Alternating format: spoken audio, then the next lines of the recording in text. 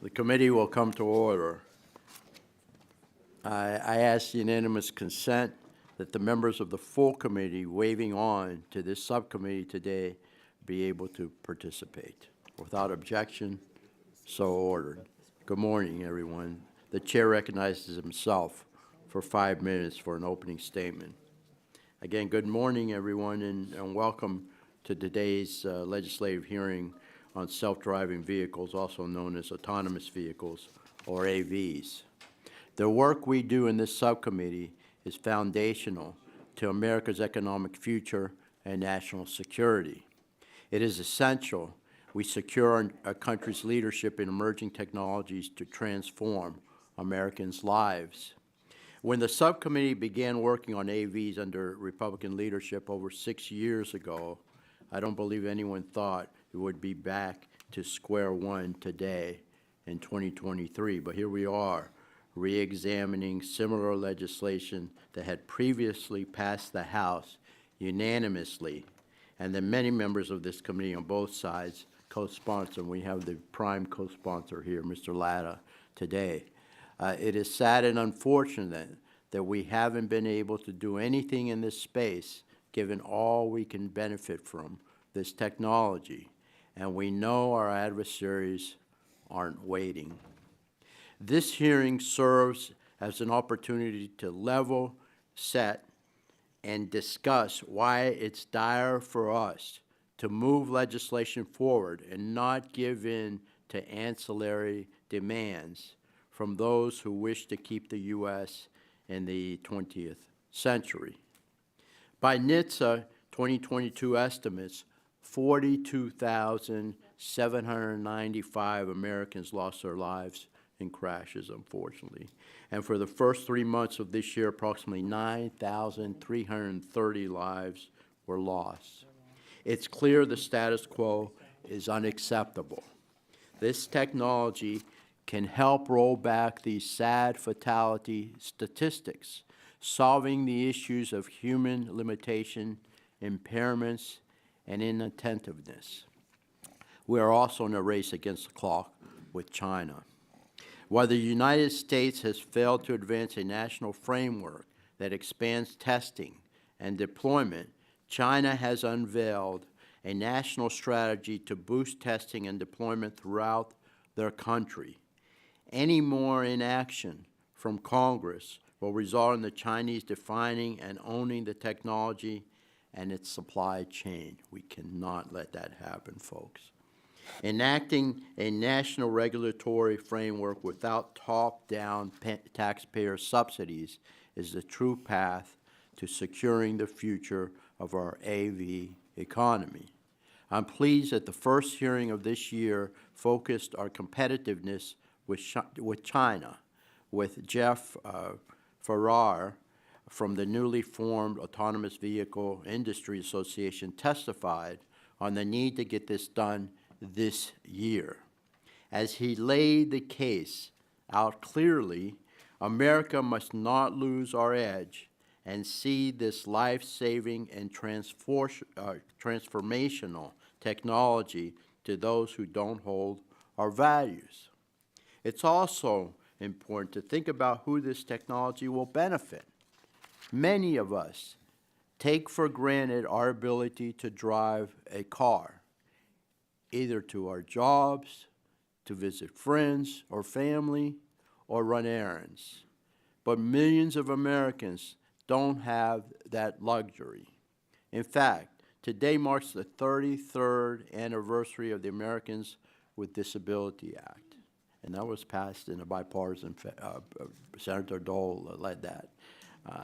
So just as that law made sure to protect people living with disabilities from discrimination, we can draw parallels to the bills we're discussing today.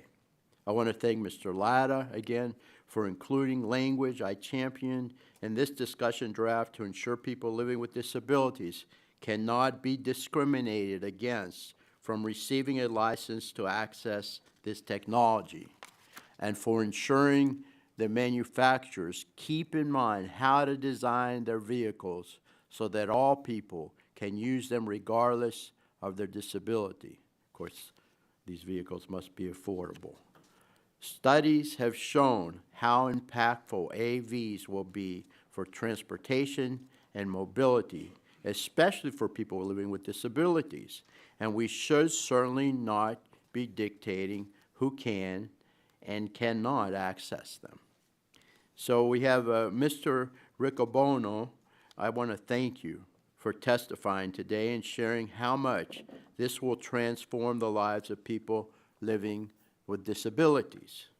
AVs hold so much promise for everyone in this country, in my opinion, so let's make sure this promise ends up a reality for everyone and not just a proportion of the U.S. population. I want to thank Mr. Latta again for his tireless work, his persistence to work to make America the home of manufacturing the vehicles of the future, and for Mr. Wahlberg's efforts to ensure that Chinese auto companies don't take advantage of our openness just as their tech companies have. So I want to thank you. I want to thank the panel for testifying today, and I yield back. The chair recognizes the ranking member, Ms. Schakowsky, my friend, for 5 minutes for her opening statement. Thank you, Mr. Chairman. Thank you for the witnesses that are here today, and thank you for the good turnout at this hearing. I know there's a lot of interest in autonomous vehicles, and they do hold a great deal of promise, particularly when it comes to issues of safety. As you heard from the chairman, we're looking at over 40,000 people who are losing their lives on the highways, and we are hoping that it will reduce. And he also talked at length, which I totally agree, on the issue of accessibility, to make sure that all Americans are able to move around in the ways that they want and need to do, in ways that they have not been able to do before. But at the same time, we know that there are a number of unanswered questions that we're going to have to answer before we are able to totally move forward. I'm not saying that we should slow down, but we certainly want to answer the questions.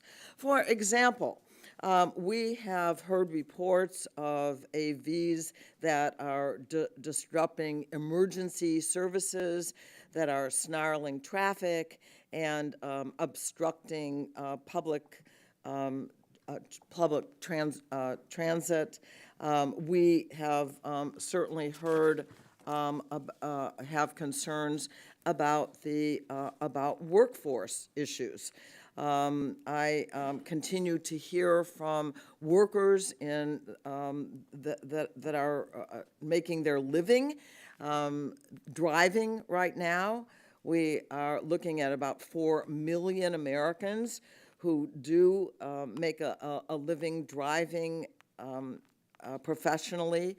We have to make sure that we consider that huge change, and Americans should have and finally, the third thing that I wanted to raise as an issue is that Americans should have the same right to seek justice in the courts when they are dealing with autonomous vehicles, if they are harmed, as they are with current vehicles right now. And all of these are open questions right now that we are absolutely going to have to deal with. I know that a lot of work has been done for many years on this. A lot of conversation has been done. But I think these important issues of safety, of workforce, of access of consumers to justice are still not entirely resolved. I want to say a special thank you to leaders, including on our side of the aisle, Debbie Dingell, who really has been working for so many years to come up with legislation. But I want to make it clear that I look forward to working in a bipartisan way to getting this done. I know there is a lot of urgency about getting it done, but let's do it right. Let's work together. We can make our roads safer, our consumers more flexible in their travel options, make sure that consumers are protected. I know that we can get this done in this wonderful subcommittee and beyond. And with that, I yield back my time. I thank the ranking member, and now yield to the chairman of the full committee, my good friend, Mrs. Rogers, for her 5 minutes of opening statement. Thank you, Mr. Chairman, ranking member. I too want to say thank you to all the members who have been a part of bringing us to this place, Mr. Pallone, Ms. Dingell, and certainly Mr. Latta. I too am very optimistic. I'm excited about what autonomous vehicles, self-driving cars are going to mean to so many Americans, truly transformational. I think about our oldest son, Cole. He was born with Down syndrome. He recently turned 16. And like most 16-year-olds in America, he's really excited about getting a driver's license. Now, Mom and Dad aren't quite as confident here yet, but I think about Cole, I think about others living with a disability and what self-driving cars will mean to providing amazing mobility options, transforming their lives. But it's beyond that. It has the potential, self-driving vehicles have the potential to break down transportation barriers, unleash more opportunities, more freedom, more independence. It will mean safe, reliable ways to get to work, go to the doctor, get education, and so much more. Self-driving cars have the potential to reduce death and injuries on our roads. Tens of thousands of Americans that are killed every year on our roads, many due to human error and impaired driving. It will help ensure our transportation future isn't reliant upon supply chains from our adversaries and prevent China from controlling the AI and machine learning technologies and insights gained from this technology. The U.S. is currently at risk of ceding leadership to China. China is currently moving forward with ambitious plans to lead development and deployment of this technology. And we all know that we cannot trust the Chinese Communist Party to set standards for this industry, and we certainly cannot trust them to protect our data and our individual rights. These standards and a regulatory framework must be led by the United States of America. So last Congress, the committee Republicans wrote to Secretary Buttigieg, raising concerns about U.S. approval for Huawei to buy our semiconductor technology for its growing auto business. And sadly, 2 years later, we have not received a response. And the National Highway Traffic Safety Administration declined our request today to testify, despite weeks of notice. China's ambitions in this industry present a critical economic and national security threat to our country, especially when you consider 7 Chinese car manufacturing companies testing on our roads today, at least 7, testing their self-drive technology that includes video cameras on every car it produces. So I'd also like to thank Mr. Wahlberg for the language that he's contributed as a part of this discussion draft today that reins in Chinese company testing on our roads. This important technology cannot be overstated. The journey alone to deploying self-driving vehicles is going to deliver many benefits, some we haven't even thought of. America must lead, not China. The goal today is to make sure that America continues to lead in the auto sector for the next 100 years and beyond, and self-driving cars are a part of that. I'm pleased to yield the remainder of my time to the leadership of Mr. Latta on this issue. Well, I thank the gentlelady for yielding. I also thank the chairman for allowing me to wave on today. American automotive leadership is vital for the future of our national security, and autonomous vehicles aren't just the future, they are the present. And the harsh reality is the United States is already falling behind the global stage. Communist China poses an immediate threat to our national security through the use of their driverless cars within our very borders. As the chair of the Communications and Technology Subcommittee, I am all too familiar with our ongoing efforts to rip and replace communist Chinese technology from our communications infrastructure. If we do not ensure our laws support innovation, the United States will be forced to consider how to secure our roadways after Communist China has already collected massive amounts of data on our transportation systems. We have the privilege on the Energy and Commerce Committee to look over the horizon and enact laws and regulations that pave the way for American innovation and global leadership. In the 115th Congress, I felt strongly that AV technology and an AV federal framework were the next frontier for legislative action within this committee. Although I have remained focused on meaningful legislation action over the last 6 years, I've been disappointed in the lack of bipartisan action by some on AVs. Finding a solution is essential. Over the last several months, I've been working closely with my friend across the aisle, the gentlelady from Michigan's 6th District, to craft a solution through a federal legislative framework. I'm committed to continuing those conversations, drafting a bill that supports the safe development and deployment of fully autonomous technology. The time to act is now. With a federal roadmap for autonomous vehicle deployment, we as Americans all win. We simply cannot sit back and watch other countries, especially our adversaries, lead because we cannot work together to come to an agreement. I'm pleased we're furthering this discussion in today's hearing, and I look forward to the hearing and hearing from our witnesses. And I yield back to the gentlelady, and again, thank you to the chairman. The gentlelady yields back. I want to personalize this as well. I have a severe disability, a visual disability, and I waited till it was probably my parents wanted me to wait till I was 18 years old before I got a valid driver's license. And I did get the license and had to go to the ophthalmologist to make sure that that was okay to drive. But I've been very limited in my driving, and I've restricted myself, even though the license doesn't restrict me in any way. No night driving and just around the local area. But you know, if we had these self-driving cars, I would not be restricted, and who knows in the future if I can qualify to get a license because of the disabilities.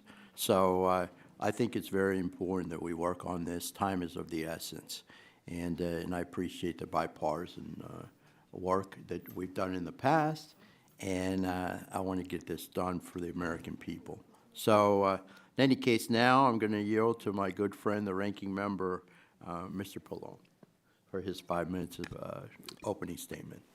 Thank you, Chairman Bilirakis. Autonomous vehicles hold the promise of improving safety, expanding mobility, and growing our economy for the future. Fortunately, our nation holds a competitive edge in developing and deploying these technologies. According to KPMG, the United States is among the top 5 most prepared countries for AVs.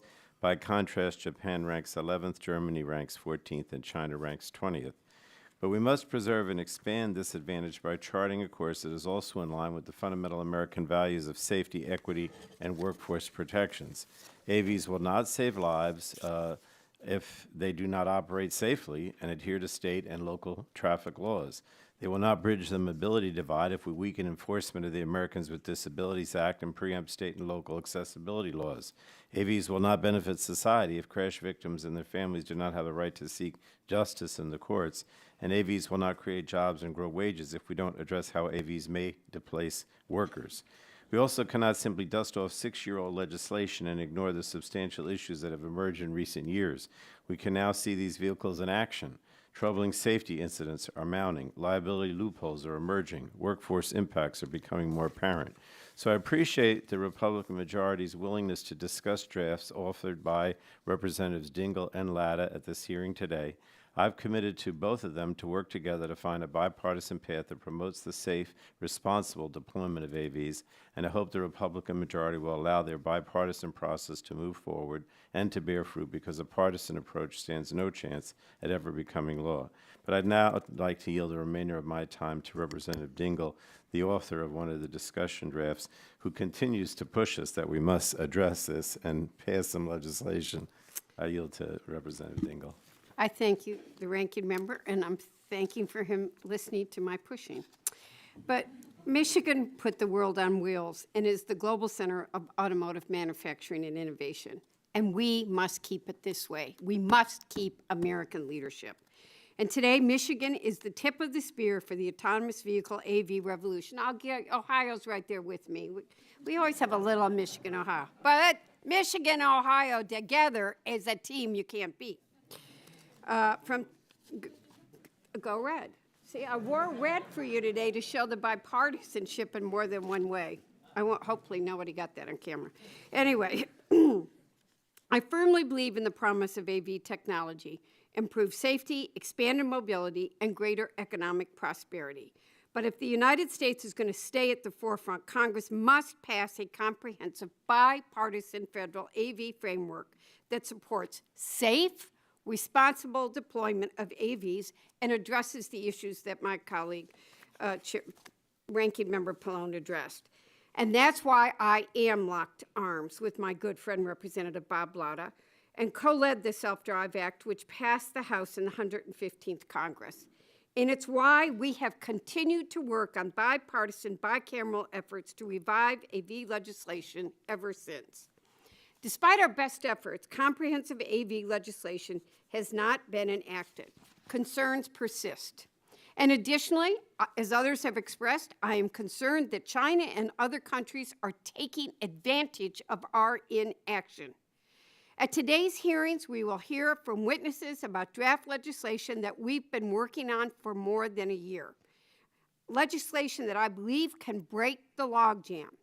It represents a vision that can address the issues that have emerged over the last 6 years since we passed the Self-Drive Act. And over the course of the last year, we have been in meaningful and productive conversations with Representative Latta on that legislation. I want to make it clear. Between Mr. Latta and I, we have met with every stakeholder. We talk to each other about what every stakeholder is saying.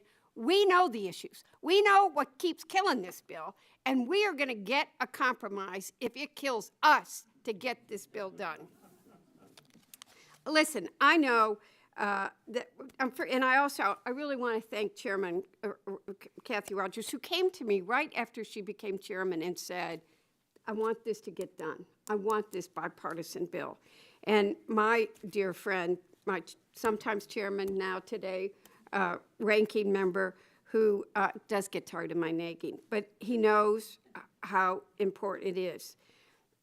Between these two draft bills we're considering today, I see a real path forward on achieving bipartisan AV legislation. My bill's not perfect. John Diggle used to say, no bill is perfect. In today's world, the 10 Commandments that Moses brought down wouldn't be. But it's a base to work with. And I want to work with all the members, all the stakeholders. We want your honest feedback. We want to know what you like, what you don't like, what's missing, and what should be struck. Look, these are going to be tough, difficult conversations. They have been for the last 4 years. But I'm tired of people trying to pit us against each other, divide us against each other, then send a bill over to the Senate that everybody knows is going to go nowhere. The House got a bill done and got it through unanimously. We want you to work with us. We want to get this done. Compromise is not a dirty word. And I'm going to be locked arm in arm with my colleague, Mr. Latta. Messaging bills don't cut it. They don't get the job done. We need to come together, and that's one of this committee's greatest strengths. Let me be clear. I'm committed to coming together, and I look forward to today's hearing. And I yield back. Thank you, Mr. Ranking member yields back. And I want to thank the gentlelady for her passion on this particular bill. And yeah, you're right. Chairman Dingell worked in a bipartisan fashion and got a lot of things done, because I know I was there. My dad was there anyway, and I was a spectator. And he's a legend, and we've got to do this in his memory. So, our witnesses today are John Bozzella, the President and CEO of the Alliance for Automotive Innovation. We have Phillip Koopman, Associate Professor at Carnegie Mellon University. Welcome. Mr. Gary Shapiro, President and CEO of the Consumer Technology Association. Welcome. And Mark Riccobono, who is the President of the National Federation of the Blind. Welcome, sir. We'll have Mr. Bozzella begin. So you're recognized, sir, for 5 minutes. We Chair appreciate you Bilirakis. being here again. Thanks. Ranking Member Schakowsky, Chair McMorris Rogers, Ranking Member Pallone, members of the subcommittee. My name is John Bozzella. I'm the President and CEO of Alliance for Automotive Innovation. Thank you for the invitation to share my perspective on the future of autonomous vehicles in the United States. In my view, there is no safety or mobility solution with as much promise for the traveling public as autonomous vehicle technology. My written testimony outlines the urgent need for a federal AV regulatory framework to get more AVs on the road and protect American leadership in autonomy. I'd like to use this time to describe my most recent experience in an AV just a few days ago in San Francisco. Here's my report from the front. I summoned the AV on my phone. It arrived quickly and for 90 minutes shuttled me to several destinations I chose. The driving was careful and competent. My AV seamlessly navigated double-parked cars, swerving cyclists, pedestrians crossing the street late at night, flashing red lights at intersections, and other vehicle traffic. This wasn't a closed track with foam dummies and fake buildings. This wasn't a DARPA challenge or science experiment. This wasn't a tech show ride and drive with an engineer in the driver's seat, hands hovering over the steering wheel. This was full self-driving in real-world conditions. And the technology worked. It worked perfectly, in fact. It got me where I needed to be, calmly, methodically, carefully, safely. That is what made my experience so powerful, even for someone like me who's seen virtually every innovation in this industry over the last 25 years. And the good news, it will only get better. The software will learn from my ride and every ride in the future. Why? Because the more an AV operates, the more it learns and the better the technology gets. So if the technology works now and will continue to improve exponentially over time, there's only one remaining question. Do we want this safety technology to exist and the vehicles to be built and to operate here in the US instead of China? This is a question that can only be answered by federal policymakers. The truth is, government has been bogged down on AVs, even with bipartisan support. For almost a decade, there has been virtually no forward movement on federal AV rules. In spite of this lag and the legal constraints, AV innovators have still managed to notch some growth. But there's a ceiling to that growth. Barring a regulatory framework that delivers some certainty in the near future, I predict two things will happen. Some AV companies will not succeed, and the technology and supply chains for this innovation will migrate to China and other countries establishing the right operating conditions. That's as plain as I can say it. A similar dynamic happened with electric vehicle batteries. China locked up the global supply of critical minerals and raw materials for EV batteries because, candidly, it was impossible to process, mine, and build here. That's starting to change, but we're still playing catch-up. It would be a shame if history repeated itself with AVs because the technology works and it continues to improve. Are AVs perfect? No. Do occasional glitches or fender benders matter? Yes. But tens of thousands of traffic deaths on U.S. roads because of reckless, drunk, or distracted humans, that matters too. So does accessible transportation for seniors or individuals with disabilities. So does a chance to reduce traffic congestion and create new jobs and businesses. I'm sure it's rare that somebody from the private sector comes before you to ask, to plead for their businesses to be regulated from the federal government. But this is exactly what we're seeking. We're not asking for taxpayer money. We're not asking you to skirt or bypass a single safety gate. We're simply asking Congress to do something that only it can, pass a balanced federal AV framework with safeguards, oversight, rules, and regulations to give this transformative technology a chance to succeed in the United States. On this point, we're grateful to the leadership of Chairman Latta and Congresswoman Dingell as well as the leaders of the committee for their bipartisan work to keep innovation here and prevent a capital and knowledge exodus to countries like China. Self-driving is hard, it's new, it's different. On behalf of the AV developers and the Americans who benefit from autonomy, let's work together to break America's AV logjam. Thank you for your attention, and I'm happy to answer your questions. Thank you very much, sir. Appreciate it. Very informative. Glad you used that example. So this is what we need to hear. Okay, next is Mr. Koopman, who is the associate professor at Carnegie Mellon. You're recognized, sir, for your 5 minutes testimony. Good morning, and thank you for inviting me to testify. My name is Phillip Koopman. In my early career, I served as a U.S. Navy submarine officer in the Cold War and spent several years working in industry, including automotive supplier work. I then became a professor at Carnegie Mellon University, where I've been working on self-driving car safety for more than 25 years. I originated the UL 4600 industry safety standard on autonomous vehicle safety, and I've written 2 books on that topic. I've worked with automotive industry partners such as General Motors and helped the U.S. military improve the safety of their automated ground vehicles. I also have extensive experience with safety-critical computer applications in other industries such as rail transportation, chemical processing, industrial controls, aviation, and so on. I started working on self-driving car safety at Carnegie Mellon University right after they had driven 2,800 miles to San Diego, 98% hands off the steering wheel. That was back in 1995. The industry has since spent perhaps $100 billion worldwide on that last 2% because it turns out to be really difficult, and we're still working on it. There's been really impressive progress, especially on city streets.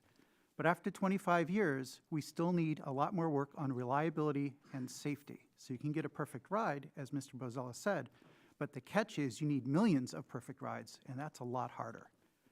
My written testimony provides more detail, so I will summarize 5 key themes this morning. You might have heard talking points that humans are terrible drivers and therefore computers will be better.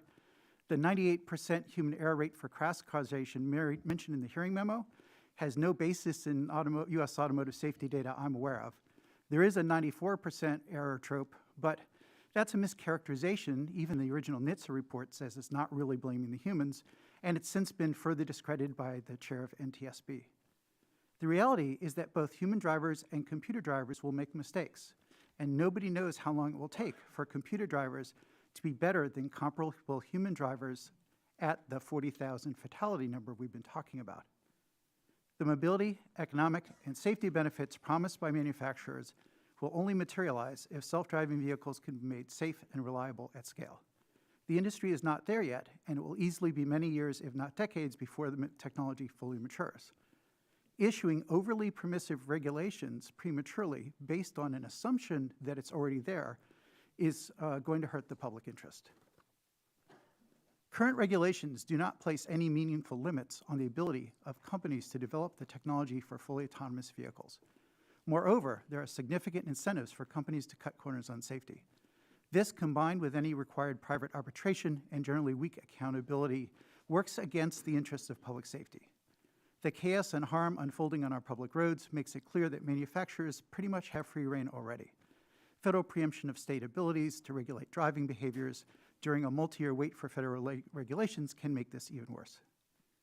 The race that counts for automated vehicles is the race to create reliable and safe vehicle automation technology. To win, the federal government should require companies to adopt their own industry's engineering safety standards and best practices. There was a DOT framework in late 2020 that proposed exactly this. That is a good way forward. Additionally, manufacturers should be required to be transparent about crash data and incidents, as well as be held accountable for safety issues caused by their computer drivers. The economic impact that matters for the next 5 or 10 years or longer is partially automated systems, the so-called level 2, 2+, maybe level 3 features that require driver oversight. This technology is not established to improve safety. Driving automation technology does improve safety in the form of automated emergency braking, but that's not the steering down the road part of the technology. That's the active safety systems. Vehicles with poor driver monitoring and poorly conceived user interfaces are prone to causing injury and death to road users, and that's happening. So that part should be included in automated vehicle regulations, and it is included in one of the bills. In closing, key points I would ask you to keep in mind are, one, companies have shown they will be as opaque if we let them, and that's causing them to lose the public's trust. Two, if the government does not find a way to incentivize companies to be more reliable and safe, foreign companies that do have a regulatory requirement to do that will likely win in the long term. And three, the core issue is public trust. Fake it until you make it has run its course here. If we want to have an automated vehicle industry in the future, Congress needs to act to require transparency, accountability, and adoption of the industry's own safety standards. Thank you for the opportunity to testify. Thank you, sir. Now I'll recognize Mr. Shapiro for his 5 minutes of testimony. Welcome, sir. Thank you. Mr. Chairman, Ranking Member, members of the subcommittee, I am so grateful for your focus today on safety and saving lives, reducing injuries, and empowering Americans. I appreciate the opportunity to testify. The Consumer Technology Association represents over 1,200 of America's leading and most innovative companies, 80% of whom are small businesses, and we produce the CES, the world's most powerful and most fun tech event. It's full of innovation. The last one in January, we have 300 exhibitors just on the mobility area alone, and we invite all of you to CES 2024, where you see a lot of self-driving technology. You know, I last testified before you on this issue with similar testimony, deja vu, in February 2020, and since then I've become increasingly concerned by the lack of progress at the federal level. There's a patchwork of state laws, some 34 different jurisdictions, and this refusal that we have as a federal government to embrace the future alarms me. It is not who we are. I've written 3 books and over 1,200 articles on innovation, and I am scared today to see the inaction that's affecting us. Because as a nation, we have been defined by our progress and our innovation. That's who we are, that's what we do. And Congress has an extremely rich history of being out there and welcoming innovation and embracing it and not listening to other parochial groups that say, slow it down, stop it, it's gonna threaten us, it's gonna hurt us. And there's very few examples of that, which has allowed us to be a leader in so many different areas of technology and medicine and elsewhere, because we favor the new, we favor the innovative.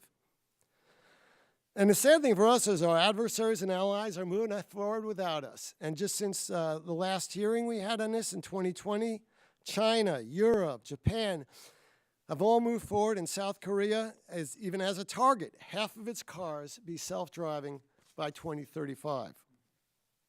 We should be the leader. Instead, we're falling behind. And this is an issue that defines our future. It's an economic issue, a public safety issue, an accessibility issue, and a national defense issue. As an economic issue, it could create $300 billion to $400 billion in revenue by 2035. And of course, as many of you stated, we have to win in this race against China here, because I value our democracy, as I know all of you do, so much that being forced in a way to raise kids the way China does and have that type of social structure is something we all must avoid. And the economy is part of the battle. It's a public health and safety issue. Delay, every year of delay is costing thousands of American lives. You've heard about the loss of over 40,000 a year. 94% of the crashes are because of human error. There's no other example it could be other than the car breaking down, which is very rare, or lightning, or a big hole in the road. Either that, it's human error. And SCVs are never distracted, they're never tired, they don't get drunk, and they don't fall asleep. And they're designed not to speed, which is a contributing factor in many deaths and injuries. But we can't wait for them to be perfect. The perfect should not be the enemy of the amazing. Even if we're only saving 10% of lives in a couple of years, or safety, that is an astounding savings of lives and injuries, and actually economic savings as well, which will translate for consumers in lower interest. And of course, it's an accessibility issue, as you've heard, could create over 4 million jobs and support an aging population, as 1 in 6 Americans are like me, older than 65. And it's a national defense issue. As our adversaries develop self-driving, we'll be unnecessarily risking young American lives who have to fight and drive abroad. AVs are driving today on our roads. There's a lot of success stories. Thanks to innovation by American companies, Waymo is increasing passenger rides tenfold by next summer. Cruise has driverless taxi services in several cities.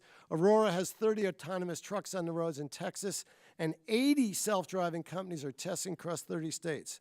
Consumers want these products. All the research shows that about 2/3 of Americans are interested in replacing their cars with self-driving vehicles. And not every company will succeed. We've seen failures. Ford, Volkswagen's Argo shut down. One of the reasons they cited, regulatory uncertainty. Local Motors, bankruptcy. Uber and Lyft sold their companies. Not every company will be successful, but we need legislative and regulatory action to move our nation forward, to stay competitive, to save lives, and to reduce and to allow investment, which is a very long time frame in self-driving. So what do we recommend? We need some goals. A national goal, time-bound, on deaths and injuries reduced, would be really helpful. NHTSA has to update outdated safety standards. We think there should be a national policy so that any bill ensures that the federal government remains solely responsible for regulating vehicle safety and performance, and we must expand the exemption authority of NHTSA. It's so tiny right now that it doesn't allow commercial viability and this massive amount of billions of dollars investment that American companies are ready to have. Also, the more exemptions, the more data you collect, the more oversight ability. Thank you for this opportunity. I look forward to answering questions. I appreciate it, sir. Thank you. And last but certainly not least, Mr. Riccobono, you're recognized, sir, for your 5 minutes of testimony.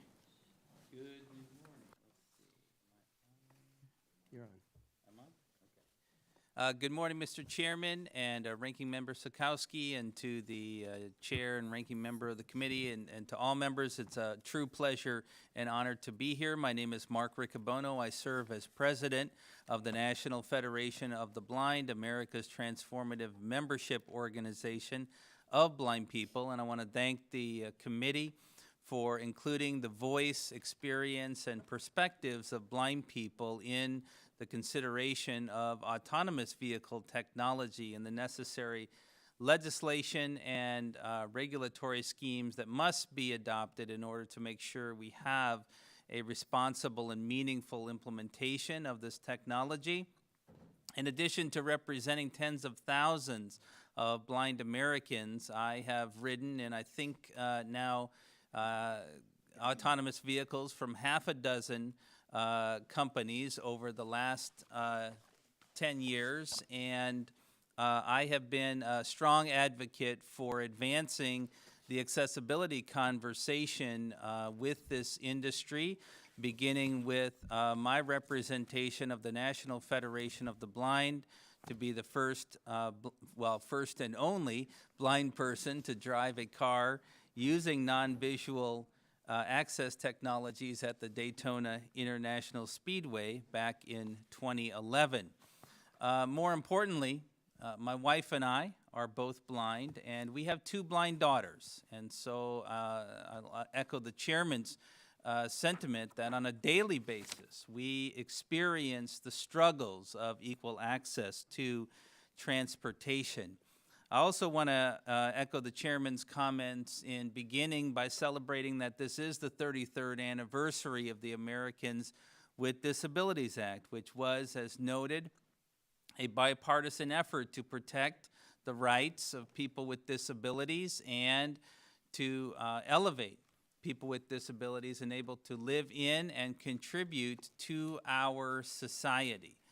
This hearing today is an important moment in fulfilling the goals of the Americans with Disabilities Act. The opportunity for our nation to innovate with this technology, but also to make sure that all people with disabilities have equal access to this important form of transportation is an opportunity that really cannot be overstated. Congress has not just the opportunity, but the responsibility to lead on these issues and really bring the lived experience and wisdom of people with disabilities to this effort. And in that respect, there are 2 key principles. The first, of course, is nothing without us. People with disabilities need to be included from the beginning, and I celebrate the members of the committee who have made that a priority in this discussion. But secondly, and maybe more importantly, is that we know from our experience that it's not just including with people with disabilities, that actually our perspective makes innovations better. The access and the perspectives that we bring actually make the development of technology better for everybody. And I'll add a side principle, and that is that especially for blind people, taking humans out of the mix will eliminate the discrimination that many, many blind people feel, especially with rideshare drivers that deny them equal access. Related to this bill, my written testimony has a number of important points that I won't take the moment to emphasize, but I will say that taking discrimination out of licensing schemes, including people with disabilities at the table from the beginning, and making sure that the United States Department of Transportation finds ways to include people with disabilities is important. I'll give one side note, which is although our members are not primarily people who use wheelchairs, there are a number of important considerations and concerns that the committee should keep in mind and that we would elevate. And finally, I would call on the committee to recognize that the United States Access Board can play an important role and is an asset to the federal government in these issues. I appreciate the opportunity to speak with you today, and I look forward to answering your questions. Thank you very much, sir. I appreciate it. I'll go ahead and recognize myself for questioning for 5 minutes. I want to ask Mr. Riccobono, I'm so pleased again that you're here today and members of the National Federation of the Blind. Again, so many of our friends who advocate for people living with disabilities are here in the audience. I really appreciate you making the effort to be here today. It makes a big difference. I also want to thank you for your support of the amendment I offered last Congress on the infrastructure bill regarding protections from discrimination for disability, for the disability community. I'm still disappointed the majority at the time didn't allow it to be voted on as part of that package that was enacted without our input. Can you briefly share with us your experience with self-driving vehicles and maybe elaborate and how much of an impact this will have for people living with disabilities, and elaborate again on what opportunities this could bring if this technology is developed specifically with this community in mind. Is this a major priority for the National Federation of the Blind? Thank you, Mr. Chairman. Yeah, great question. Well, obviously, especially for blind people, but many people with disabilities, blind people are excluded from the driving class. You know, what I like to say is that 100% of accidents are caused by sighted drivers. I think I said that. Still gets a laugh. I think I said it last time I testified. But the reality is that transportation is a significant barrier. Easy transportation, access to affordable transportation, but also, as I alluded to, especially today in the rideshare environment, but it's always been true with taxi drivers as well, there is a level of discrimination against people with disabilities, especially people, blind people who use service animals. So there's a tremendous opportunity here. But as I've noted, I've had the opportunity to ride in many autonomous vehicles, being involved in these discussions over the last decade, and I had a similar experience, as already has been shared, related to Cruise in San Francisco. And I will say, you know, I was in a vehicle that was not 100% successful. The vehicle actually had an issue at one point, and I was really kind of excited not to have a perfect experience, because it illuminated how much thought has been put into both the safety and help teams that are behind this technology. As a blind person, not being able to know, you know, look out the windshield and see what's happening outside the car in that moment. And I will just say we were at a red light, and when the light turned green, the car failed to move. But the help team engaged very quickly, was very communicative about what was going on, And I was impressed by the user experience that I will say is much different than cars that I've been in with real human drivers. So for people with disabilities, but really I think all people, there's a tremendous opportunity here to not only innovate by incorporating new ideas about accessibility, but to increase the safety and eliminate discrimination that happens in rideshare, where we have humans that are continuing to discriminate against people with disabilities or people of color. I think the technology and the thoughtful approach that the industry, but also Congress is taking in these conversations, give me a lot of hope for the safety and implementation of this technology. Well, thank you very much. And I know in my area, in the Tampa Bay area, most areas do not have a strong public transportation system. Or we are not fortunate enough to have a metro, what have you.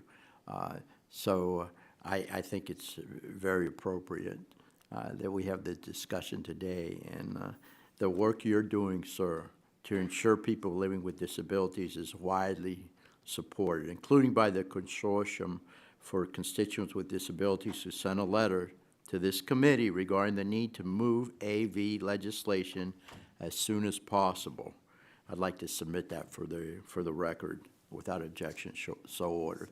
I know I don't have a lot of time. Well, why don't I go ahead and yield back and recognize the ranking member. I'll submit the rest of the questions for the record. Appreciate it.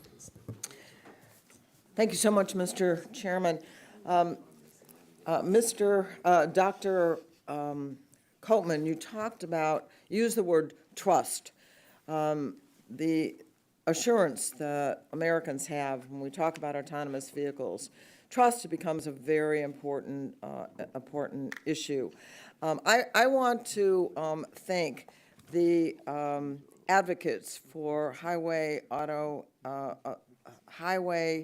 and auto safety, Kathy Chase, who's here in the audience, who has done a lot of work talking about what we need to do to make our highways safer. But I want to ask you, Doctor, at this point, do you feel that we could be saying that autonomous vehicles are, in fact, safer than human drivers? At this point, thank you for the question, Ms. Tchaikovsky. Press the button. It is on, yes. Where we are is that it's too soon to tell how it will turn out for fatalities. There's data saying it's a little bit safer, maybe it's not as safe for crashes, and we're going to see how that plays out. But it's way too soon to tell for fatalities. And the issue is that while human drivers absolutely make mistakes, computers make mistakes too. And the 94% number you recently heard, in the report that comes from, that's a NHTSA report, it says 94% involved some element of a human, but sometimes the human didn't clean up a mess. The very next sentence in that report says, this does not mean the driver was to blame. So it's important to realize the jury's still out. We have a long way to go to find out how this turns out for fatalities. Let me also ask you this. You mentioned in your testimony a number of ways that AVs should be subjected to safety regulations. But let me ask you this. What are the kinds of things that Congress should be thinking about as a start, and the role that we can play right now in assuring the kind of trust and safety for autonomous vehicles? I'll leave it up to you all. Well, I think that the main principles have to be transparency, accountability, and independent oversight.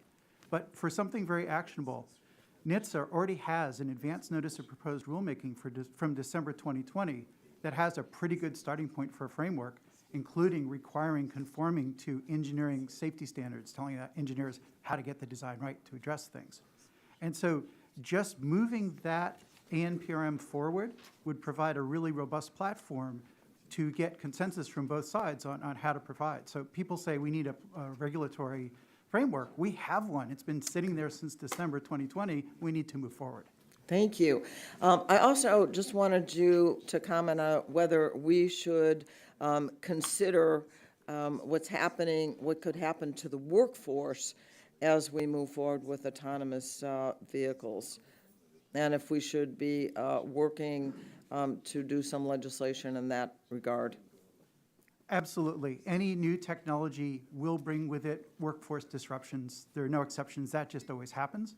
So I think it's really important to consider the workforce impact. There'll be jobs, no doubt. Eventually there'll be jobs lost, but there's going to be opportunities for a lot of new jobs, and in many cases, much more highly skilled, better jobs that become available. Thank you for that. I wanted to also add to something to the record. Several transportation labor organizations have written letters that are calling on Congress to account for the potential loss of jobs, and I seek and I ask for unanimous consent to put 3 of them in the record. Without objection, so ordered. Okay. Really, that's the gist of my questions, but what I would like you to, there's a lot of sense of urgency in this room. How long, do you have any projection, do you see it will take us to get to the point that we can really move significantly forward? I think there's 2 aspects to that. I'm talking about 5 or 10 or 25 years before we see the complete transition. That doesn't mean we have to wait that long to see benefit. We can see benefit essentially right away if we're careful to deploy the technology in niches where we can ensure that the public harm is not increased and that there's a public benefit. So it's absolutely fine to deploy the technology in a sensible, incremental way, making sure we do no harm as we do so. That can still proceed quite quickly, but it's going to need some regulatory frameworks to ensure that the industry is conforming to their very own industry engineering safety standards as they do it. Thank you. I'm out of time. Incremental may be the word. Thank you. I yield back. Gentlelady yields back. Now recognize the chairman of the full committee, Ms. Rogers, for her 5 minutes of questioning. Thank you, Mr. Chairman. I think I'd rather say the word is nothing as powerful as an idea whose time has come. And this is an idea whose time has come. And I'm so excited about what this transformational technology is going to mean on so many different fronts. But I wanted to start with Mr. Riccobono. And just again, thank you for your powerful testimony. And it's great to have so many in the audience today advocating for those with disabilities. I wanted you to speak about the work that you're doing with these associations and members on the accessibility needs for people living with disabilities, and how limiting will it be for your members if this important technology only comes to fruition in certain parts of the country or just certain populations, and if it's not available, is there a workforce to address your mobility needs? Yeah, so thank you for the question. One thing that has been, I think, impressive in the trajectory of this technology is the inclusion of people with disabilities in the discussion of how this technology is developed, what the user interfaces will be. So it's not just putting a person with a disability in a vehicle and pressing go, that making sure that people with disabilities from getting connected with a vehicle at the curb to having independent control within the vehicle to know what's happening, to being able to get there safely, that we've been having discussions all throughout the process with the various companies and the industry on this. You know, what's really important, especially for a person like me, is that ultimate fully autonomous driving, right? Because the pathway we're on is helpful, but you know, if there's still a requirement that you have to be able to see out the window to take control of the vehicle at some point, that's not ultimately going to benefit someone like me. And the other thing I'd say is that I agree that, you know, people who live in many parts of this nation where there is limited or no public transportation system, the ability to independently get a car to come to you and take you to your doctor's appointment or some other important aspect of work or even fun for that matter will be life-changing. And I don't use the term life-changing very often, But the transportation barrier you. that so many Americans face in getting Thank you. access to reliable transportation is, it is transformative. Yes, thank you. I have too many other questions, but I just appreciate that perspective so much. You know, I have deep concerns about the Chinese Communist Party embedding themselves in American infrastructure, and I do believe that there's an urgency. We're spending billions of dollars right now to rip and replace Huawei equipment from our telecommunications system, and inaction on the AV front is letting history repeat itself. And you know, we know there's at least 7 Chinese companies testing on our roads today. So to the question, I want to start with Mr. Shapiro. How long? You heard how long should it take? What components of the discussion drafts before us today will spur the innovation, and which are a recipe for failure? And then I want to give Mr. Bozzella a chance to also answer that. Is this in the context of China or overall? Well, I'll just say for, I'd like to, let's keep it on the context of the bills before us and AVs, and just what's going to spur the innovation, and what parts of these bills do you think are a recipe for failure? I think Congressman Latta has presented a great framework that will allow rapid development of DTV. It will ATV as well. It will give the encouragement that the companies need. They're on like 8-year, 10-year planning cycles. You have to build a factory, invest billions of dollars. You have to know where your government's going to be. And right now, for example, the limitation on exclusions is so low that there's no commercial way you could do that and make money. 2,500 vehicles just doesn't cut it for a car company, considering everything's there. Hiring the workers, training the workers, doing all the things that are necessary. And I think Congressman Latta has done them beautifully, as have other parts of the bill. I'd like to see a timetable in there personally of when will be at certain guideposts. I think it's always good, especially in the business world, to have measurements so you can measure your success. Thank you. I'm going to take back my time and yield the remainder to Mr. Mazzella. Thank you, Chair McMorris-Rogers. So very quickly, 3 things that the bills do that are really important. One, they ensure that NHTSA reimagines and modernizes federal motor vehicle safety standards for this future. That's critical to innovation and development here in the United States. Secondly, we need a bridge, because it's going to take NHTSA some time to do that. We need a bridge that ensures safety. So NHTSA would expand under this bill exemptions ensuring vehicles that don't have specific traditional technologies like steering wheels and pedals are as safe or safer than the vehicles they would replace.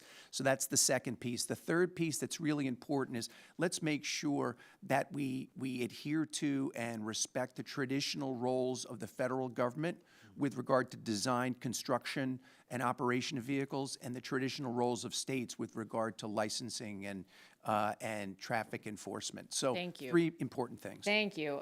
Yes, my time has expired. I do have further follow-up questions that I will submit in writing. I yield back, Mr. Chairman. Thank you. Senator Lee yields back, and I'll recognize the ranking member, Mr. Pallone, for his 5 minutes of questioning. Thank you, Mr. Chairman. I want to ask some questions first about preemption of state and local laws, and then about forced arbitration. So if we spend too much time on the first one, I may cut some of you off because I want to get to the second one. For people with disabilities, AVs are a transformational technology that holds the promise of greatly improving independence and mobility, but we can't overcome barriers to independence by preempting state and local accessibility laws and weakening the enforcement of the ADA. The Consortium for Constituents with Disabilities, which includes organizations like the Disability Rights Education and Defense Fund, the Paralyzed Veterans of America, and the American Foundation for the Blind, has submitted a letter for the record expressing concerns that preemption language, and I quote, regarding the design, construction, or performance of AVs could harm efforts to improve access and benefits for disabled and other historically underserved travelers. And I was going to ask, Mr. Chairman, unanimous consent to enter this letter into the record. Without objection, so ordered. Thank you. So let me ask some questions. Mr. Riccobono, would you be concerned about federal legislation preempting state and local laws adopting accessibility requirements for the benefit of people with disabilities? Well, thank you for the question. What I would say to that is that, the accessibility requirements need to be a standard across the country. This is a problem we see sometimes in other areas where there's variation. So the federal government, I think, plays an important role, and that's where I referenced the United States Access Board is a tremendous resource for NHTSA and others on this issue to set a reasonable and powerful standard to make sure whatever happens in this area, that it is fully inclusive for people with disabilities. Thank you. Mr. Shapiro, do your members support preempting state and local laws adopting accessibility requirements for the benefit of people with disabilities? For, in the sense of building cars, absolutely, because to build a car on a national basis as opposed to do it for local requirements, the economies of scale are such that we'll be charging consumers more because if there are local requirements. And it has been how cars have developed in our regulatory structure, is that the safety features of the car are regulated nationally. In terms of driver requirements, things like that, that's a state look, and that's what this legislation envisions. And then, Mr. Bozzella, same question. Do your members support preempting state and local laws adopting accessibility requirements for the benefit of people with disabilities? I think accessibility is critically important, and it's one of the opportunities we have in terms of the benefits this technology provides.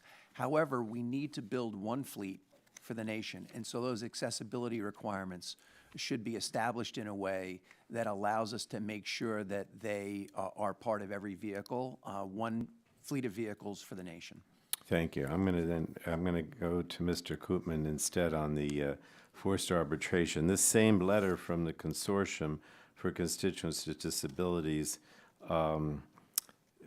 encourages us to prohibit forced arbitration clauses in AV legislation to ensure AV providers can be, in quotes, held accountable for injuries and property damage. So, Mr. Koopman, what would be the effect of forced arbitration agreements imposed on AV users on mobility and safety for the disabled community?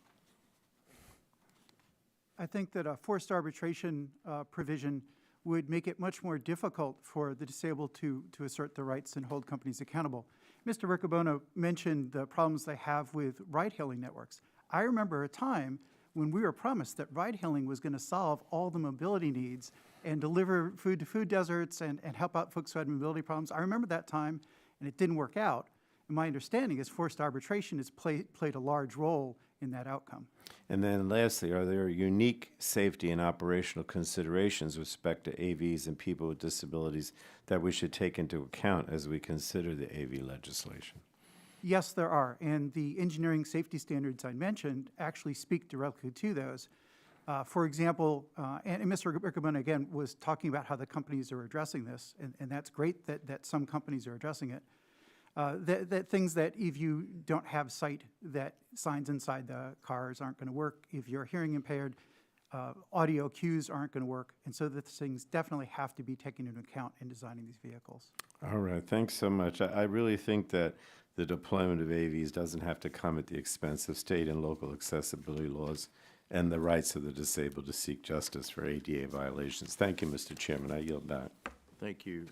The ranking member yields back. Now I recognize Dr. Bouchon for his 5 minutes of questioning. Thank you, Mr. Chairman, for calling today's hearing. That's an important step in establishing a clear federal regulatory framework for autonomous vehicles in the United States. While we are years from broad deployment, I hesitate to call this an emerging technology because it is already being utilized across our country with more than 44 million miles traveled here. While the United States has been a leader in developing various autonomous driving technologies that can help make our roads safer, our competitors abroad in Europe and China are closing the gap with us as developers in the U.S. are stuck in regulatory purgatory. That didn't sound quite right, but regulatory purgatory. One technology that I believe is critical in the future of this industry is LiDAR, or light detection and ranging, that uses pulsed lasers to map the surrounding environment. In 2018, the United States had over 85% of the LiDAR market share worldwide. Today, we have less than 50%. China has identified this as a key enabling technology in its Belt and Road strategy and is increasing their production at a feverish pace. They know this technology will not only be pivotal in technologies like AVs, but also in public transportation, industrial automation, defense, and more. This seems eerily similar to 20 years ago when the CCP recognized how critical semiconductors would be and took steps to dominate the market. Today, we are still struggling with that aftermath. We cannot let this happen again with LiDAR or any AV technologies. So, Mr. Shapiro, do you think that enacting legislation like the Self-Drive Act will help boost U.S. production of critical technologies like LiDAR and prevent such bottlenecks from happening again? I think that the legislation going forward on SCTV as proposed will be a great big step in ensuring that does not happen, because the alternative is there's not going to be a lot of investment in the U.S. in self-driving. In terms of the specific focus on specific ingredient technologies like LiDAR technology, you'd have to look at the patent portfolio ownership and see if patents are being violated. I think there's different steps that government can take if it's seeking to protect a critical part of a supply chain like LiDAR, or as has been done with chips. But that's a policy decision. I think the important thing is that we go forward and start letting companies know that this is going to be mass-produced technology so they can invest in the United States and manufacture in the United States. Yeah, I mean, I think that's the critical thing, investment in the United States, and we certainly don't want to inhibit that.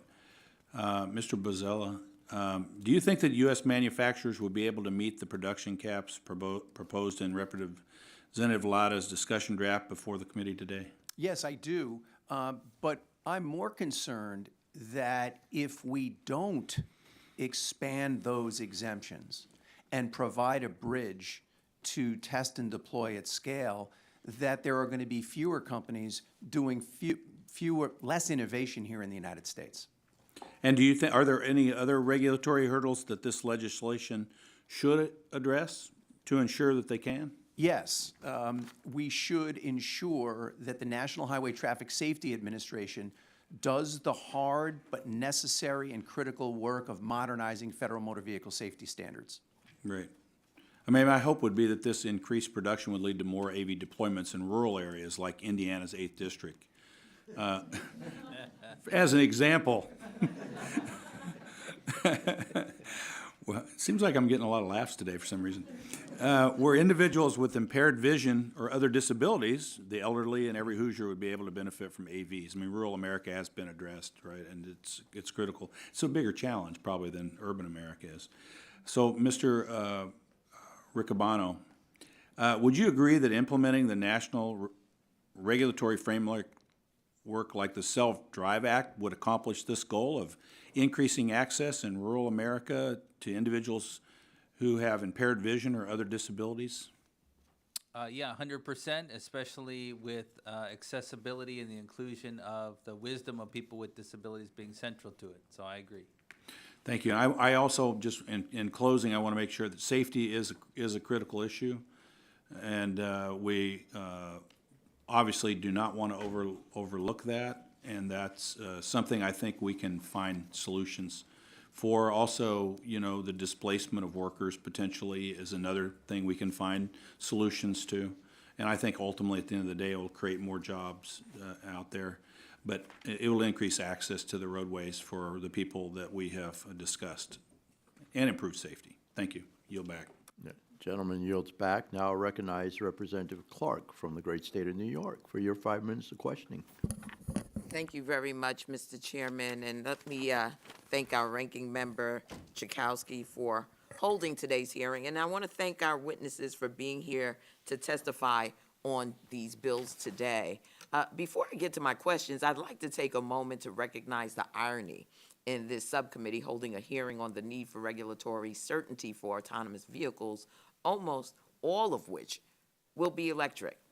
And then the fact that tomorrow our full committee plans to mark up multiple bills that will reverse clear federal rules on vehicle emissions in an attempt to thwart investments the auto industry and Congress have made in electrification.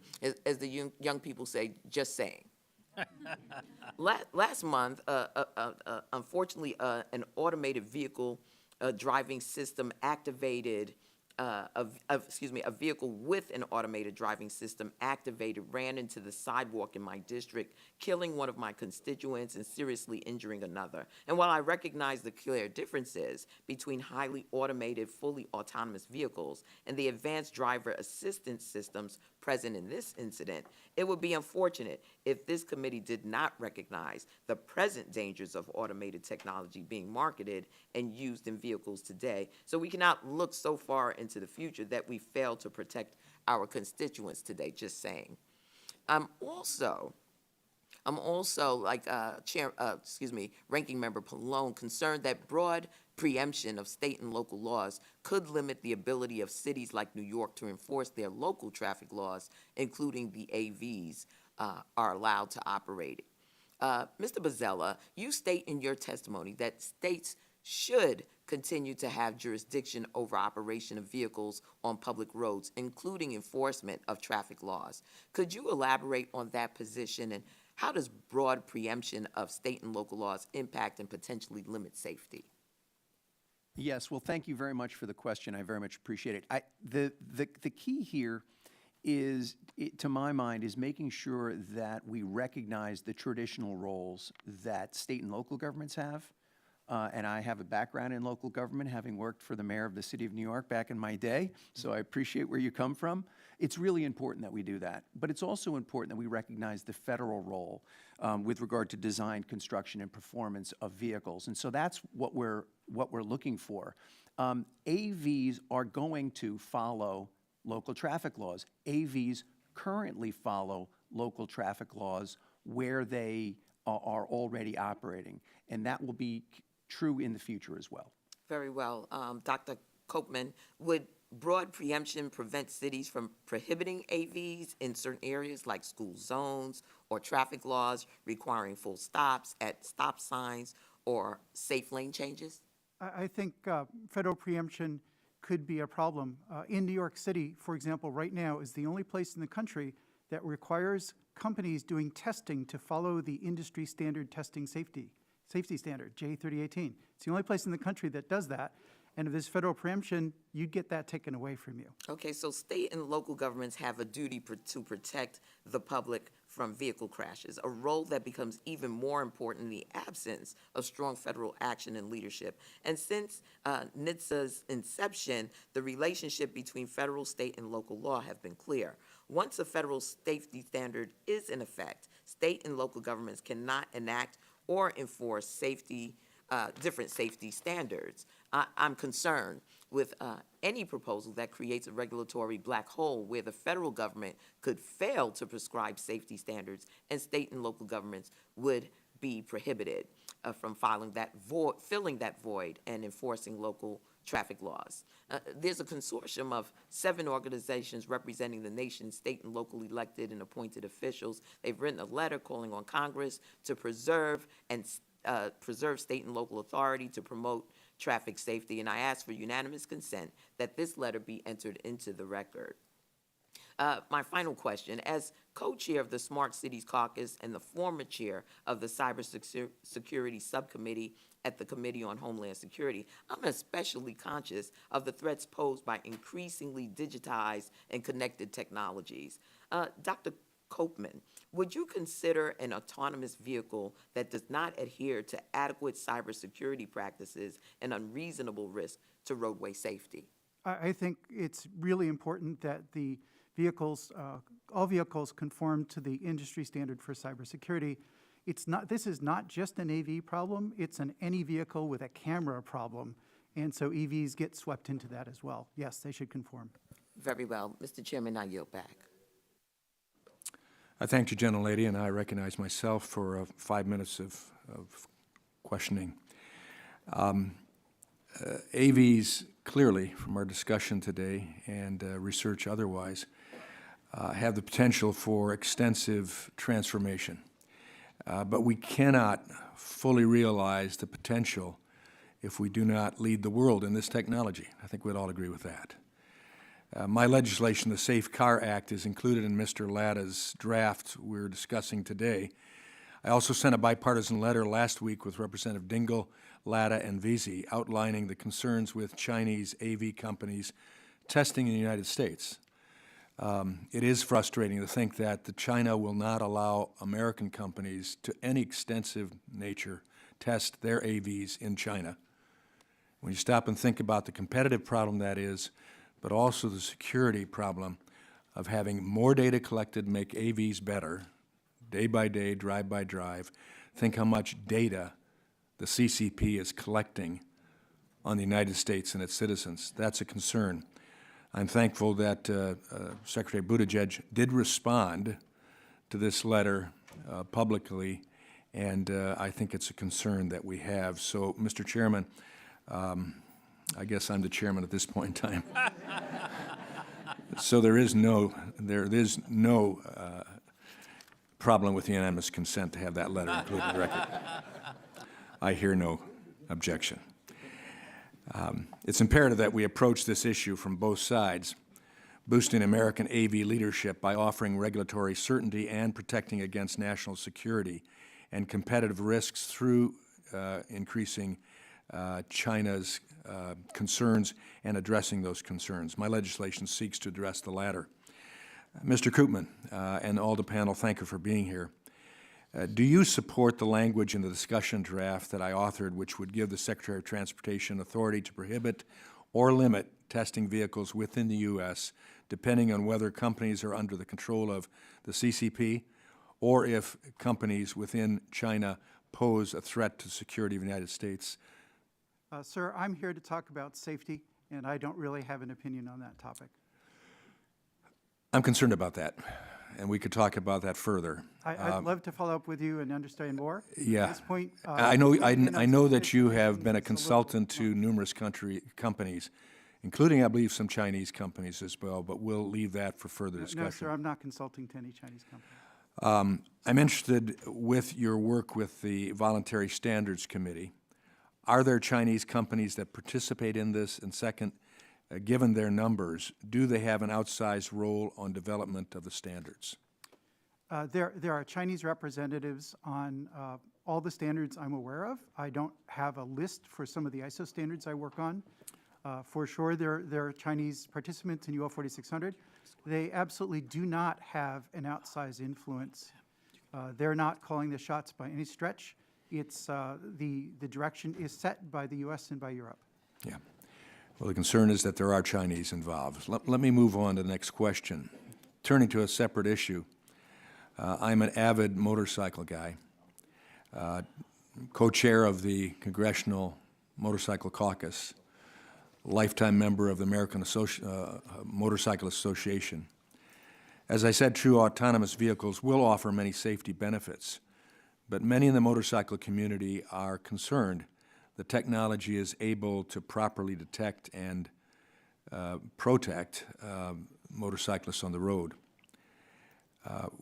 We're very different from pedestrians and bicyclists because we are in and amongst the traffic. Mr. Shapiro, how are AV companies considering motorcyclists in their safety tests, and how does the technology used by level 4 and 5 autonomous vehicles differ from those in self-proclaimed full driving mode when it comes to motorcycle awareness and safety? Thank you, Mr. Wilbur. My understanding is that they are taking into account motorcyclists, bicyclists, and they don't have blind spots on self-driving vehicles as opposed to what human drivers have in many vehicles. So it'll definitely be safer for motorcyclists in a self-driving environment.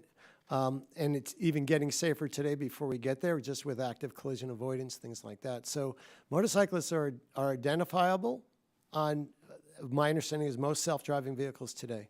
They're out amongst the traffic, unlike bicyclists and pedestrians to a greater degree. Absolutely. And going in between. So it is a concern, and I hope we continue to address that. I appreciate your response. And could I come back to your China question? I think I've run out of time. I'd love to have you come back to the China question, but we'll talk about it later.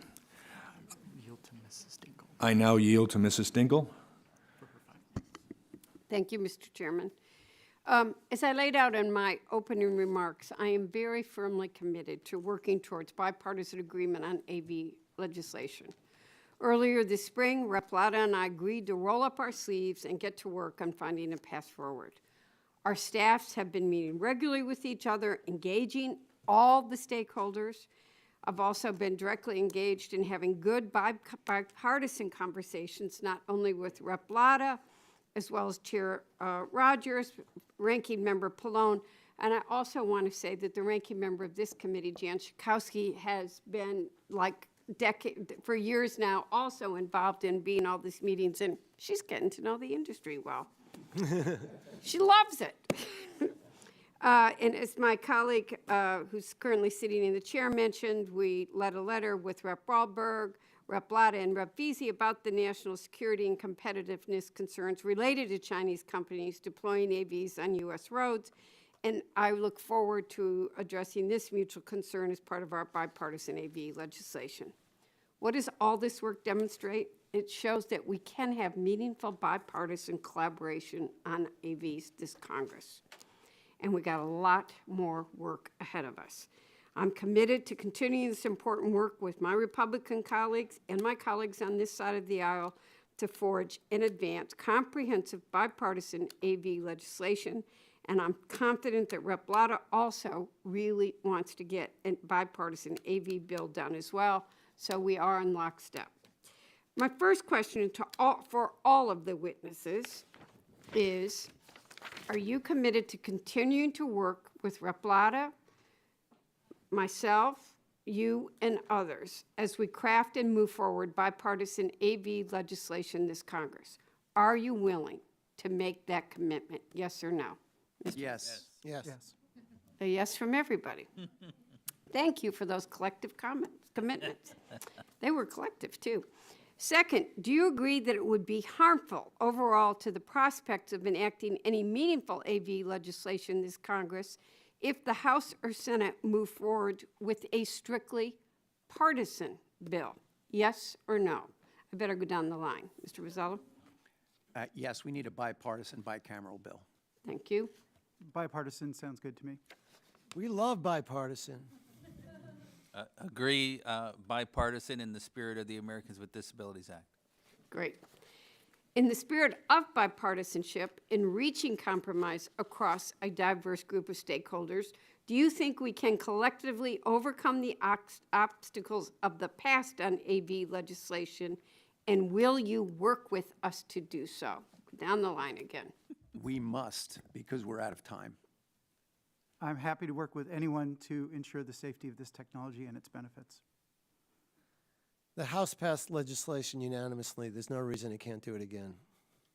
And I will say, I believe that there's no effort to diminish people with disabilities in this process, so yes. Thank you. I had to bite my tongue and say the United States Senate sometimes, but I'll behave. John Dingell is thinking it above. Now I have another question. As I mentioned at the top, I share the concerns of my colleagues, Rep. Wahlberg, both on national security and competitiveness fronts, regarding the deployment of Chinese-made AVs on U.S. roads, and I thank him for his leadership with me on this issue, and Mr. Latta and Veazey. Mr. Bozzella, could you elaborate on the very real impacts to American competitiveness, our supply chains, and the American workforce if Congress fails to finally advance comprehensive bipartisan AV legislation? Yes, I think it's critical that we do so. I mentioned in both the written and oral testimony that I have a concern and that we're at a crossroads.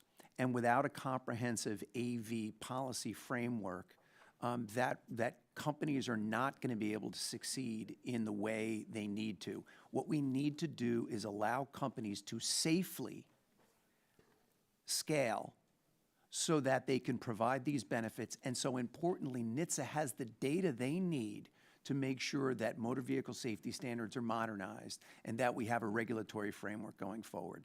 If we don't do that, our competitors in other nations will seize this opportunity. Thank you. I want to thank all of our witnesses for being here today, for your important testimony and responses on the two AV bills included in today's hearing. Again, going to reinforce, I'm committed, and I know my colleagues are committed to working with Rep. Latta, the members of this committee, and all of the interested stakeholders on getting the policy right and drafting comprehensive bipartisan AV legislation for the safe deployment of this technology. Thank you to the Energy and Commerce Committee leadership for holding this important hearing. And this is the beginning of getting it done this year. Thank you, Mr. Chair, and yield back. I'm all for that. Okay, the gentlelady yields back, and I'll recognize the gentlelady from Arizona, my good friend, Miss Lesko. Thank you. Thank you very much, Mr. Chair, and thank you, all of you, for being here. I'm a huge supporter of autonomous vehicles. I think they're very beneficial to everyone. I think they'll make the roads more safe. I also think they'll be very beneficial to senior citizens and the disabled. In fact, in Arizona, my home state, our Republican Governor Ducey was put in policies that really incentivized autonomous vehicle companies to come to Arizona.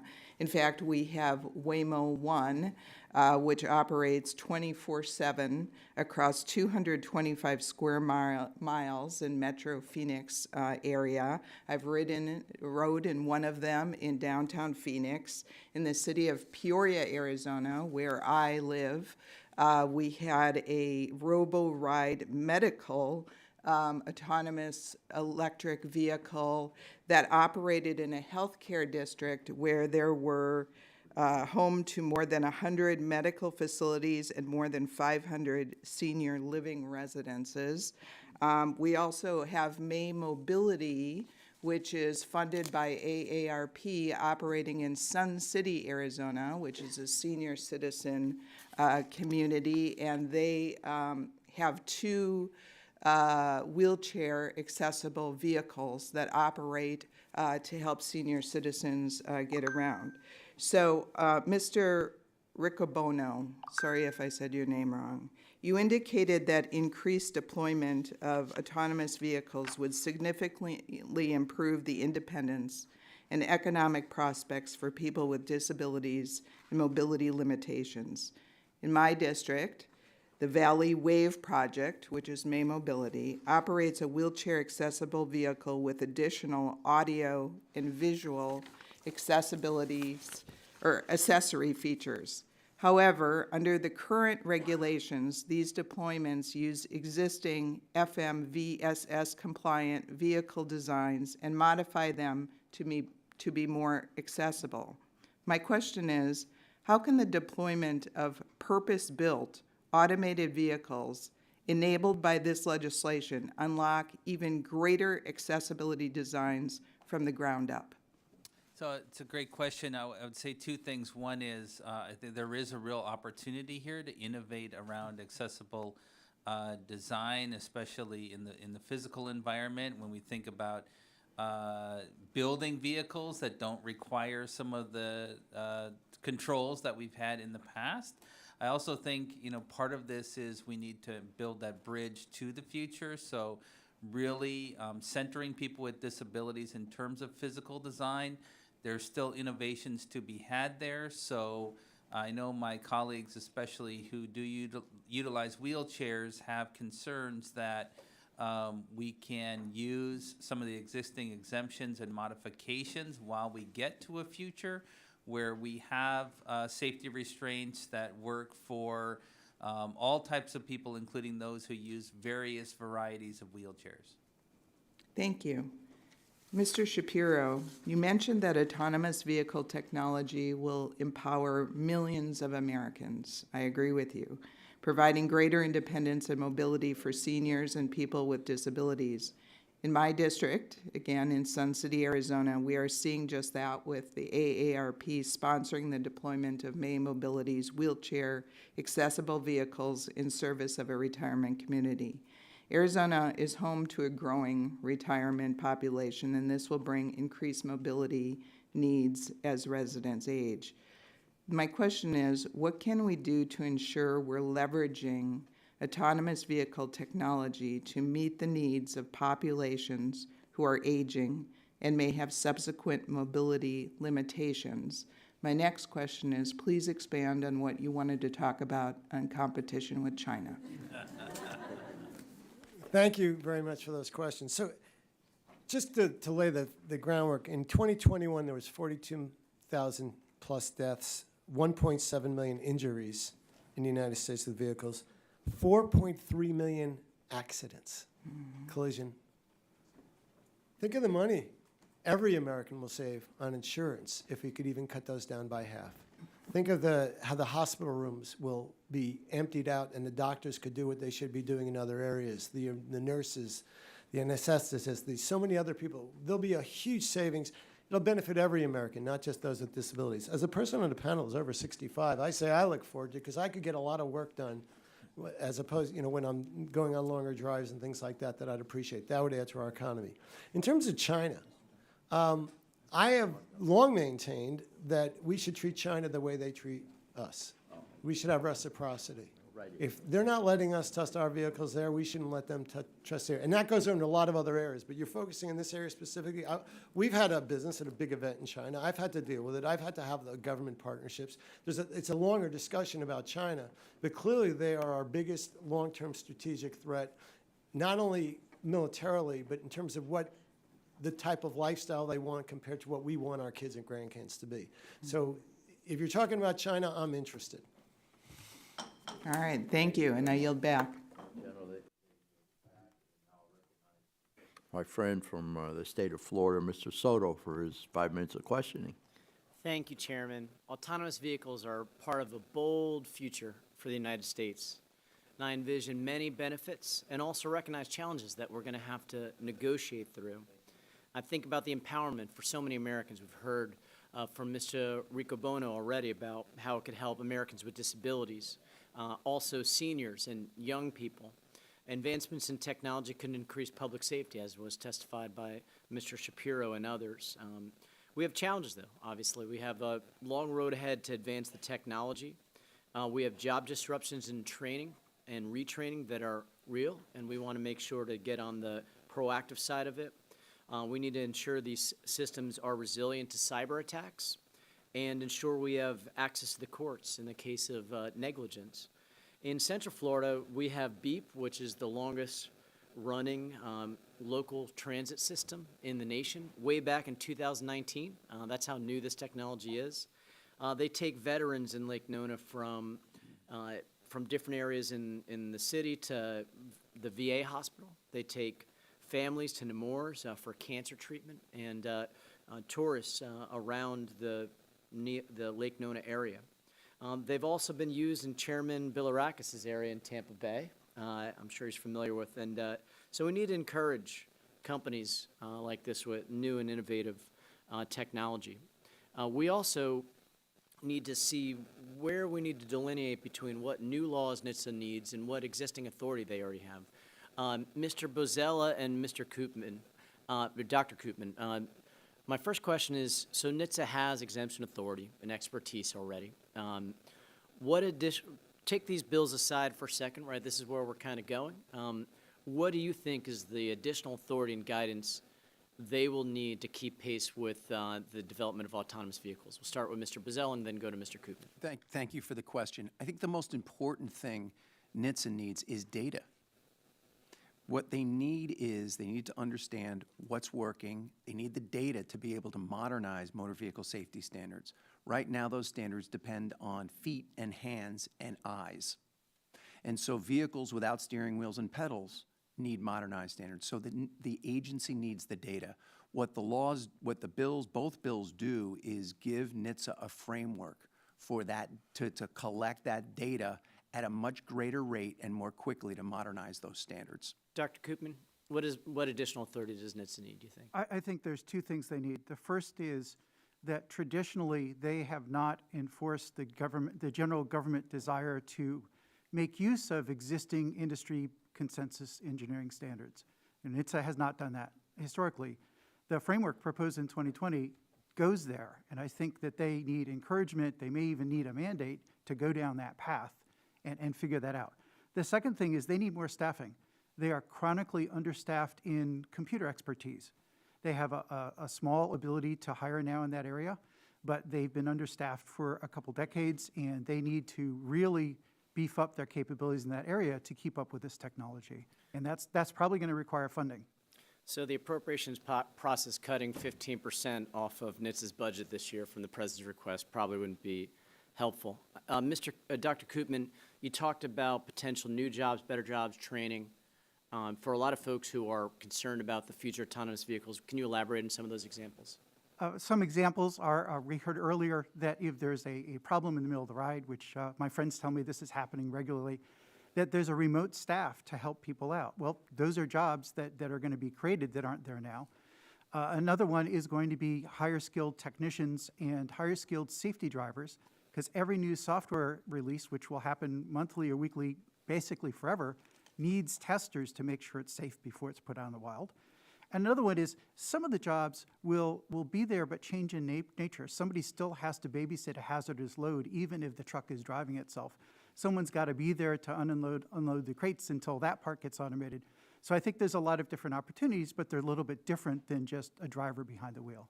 Thank you. And there are concerns about our constituents' rights, like access to the courts, avoiding forced arbitration, designating manufacturers as the responsible entities, protecting state laws and common laws. And Mr. Chairman, we have a letter from dozens of consumer groups talking about these types of concerns. If I move to introduce them. Yeah, without objection, so ordered. And I yield back. Gentleman yields back. Now recognize the gentleman from the great state of Georgia, Mr. Allen, for his 5 minutes of questioning. Thank you, Chair Bilirakis, for convening this hearing. I also want to thank our witnesses for being here today. I strongly support the development of self-driving vehicles, and I'm glad we are considering Representative Latto's discussion draft today, which would establish a preemptive national standard for these vehicles for the future. If Congress does not act on this issue, I believe it's a matter of national security. Allowing China to lead in the development of AVs would cause serious damage to our automotive and technology sectors. An important component of Mr. Latto's draft is language that would increase the number of AVs that the DOT may provide an exemption for if they qualify as safe or safer than the current federal motor vehicle safety standards. As a small business entrepreneur, one of the reasons I came to Congress was to make sure that the federal government supports our startup industries and is not a roadblock. For AV companies to be able to prove their value in the free market, they must be allowed to sell their vehicles. This is a question from Mr. Bozzella and Mr. Shapiro. NHTSA has a standing government order to require manufacturers to report all crashes involving vehicles equipped with advanced driver assistance systems or automated driving systems. Unfortunately, the reported data does not specify whether the crashes were caused by those vehicles. Do you have concerns with the lack of transparency in this reporting system, and do you think this reporting problem could lead to consumer confusion over the safety of these vehicles? And I'll start with you, Mr. Bozzella. Thank you. Thank you for the question. I agree that context is really important here. And I'm not sure that the data in the standing general order provides the appropriate context. And so as we do consider, for example, what the future of the standing general order would be and how we think about data and transparency, I think making sure that we have context is important. And I agree with you 100% that that's important to consumer awareness and confidence in the technology going forward, that we understand what's working and the overall context. In other words, how it fits in with what's happening on the roads more broadly. Right. Mr. Shapiro? Thank you. I would agree with that. Right now, under the standing order, you have to report just about anything. And it counts if a bird hit your car, or their social media report that there was a self-driving vehicle involved in an accident, even though it may not have happened. So those are counted in the statistics. So they really need to be sharpened up, frankly. But I think if you look at the absolute numbers, which are incredibly low, especially more recently, almost no deaths, very few injuries, some minor crashes. It's phenomenal, and there's the opportunity that everyone in this country has, is to pay lower insurance rates, to have a whole new creation of jobs, lower costs, and stop the carnage. Mm-hmm. And that's what we need to do. Right. exactly. Well, I remember when the horse and buggy was replaced by the automobile, all these people were scared to death of that. Mr. Bozzella,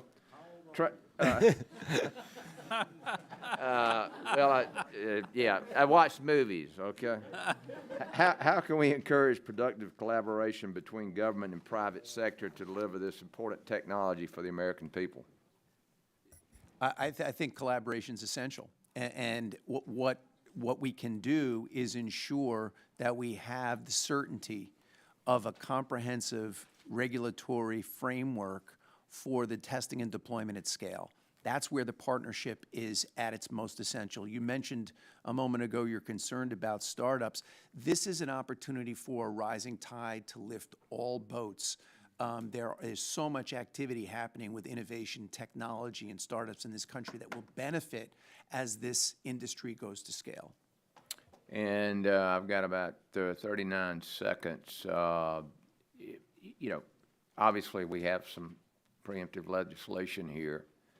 Obviously we hope it's bipartisan and it moves very rapidly, but things don't happen that quick up here. But I see this as a great opportunity to expand this economy. Would any of you disagree with that? Okay. No, so sir. this is the future. Absolutely. Great. Thank you very much. And I yield back, Chair. Appreciate it very much. Now I'll recognize Ms. Trahan for her 5 minutes of questioning. Thank you, Mr. Chairman, and thank you to our expert witnesses for taking the time to be here today. As many of my colleagues have already said, this committee has a long-standing history of working to ensure that the automotive industry prioritizes the safety of families who ride in their cars. And it's my hope that we can once again find bipartisan consensus to ensure that that legacy continues, particularly when it comes to the issues of autonomous vehicles. Like millions of families across our country, I'm excited by the promise of AVs, and I share in the belief that we need to do everything in our power to make sure they're deployed safely. And I'm grateful to my colleagues who have rightly pointed out the many concerns, safety concerns with AVs. And instead of repeating much of what's already been said, I'd like to talk about the impact of AVs on the more than 4 million Americans who rely on the driving profession.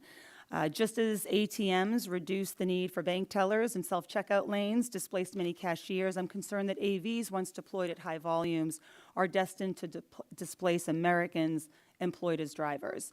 And while our committee only covers the personal vehicle portion, AVs have the potential to cause even greater effects to commercial and public transportation sectors, potentially displacing bus and truck drivers and delivery workers as well.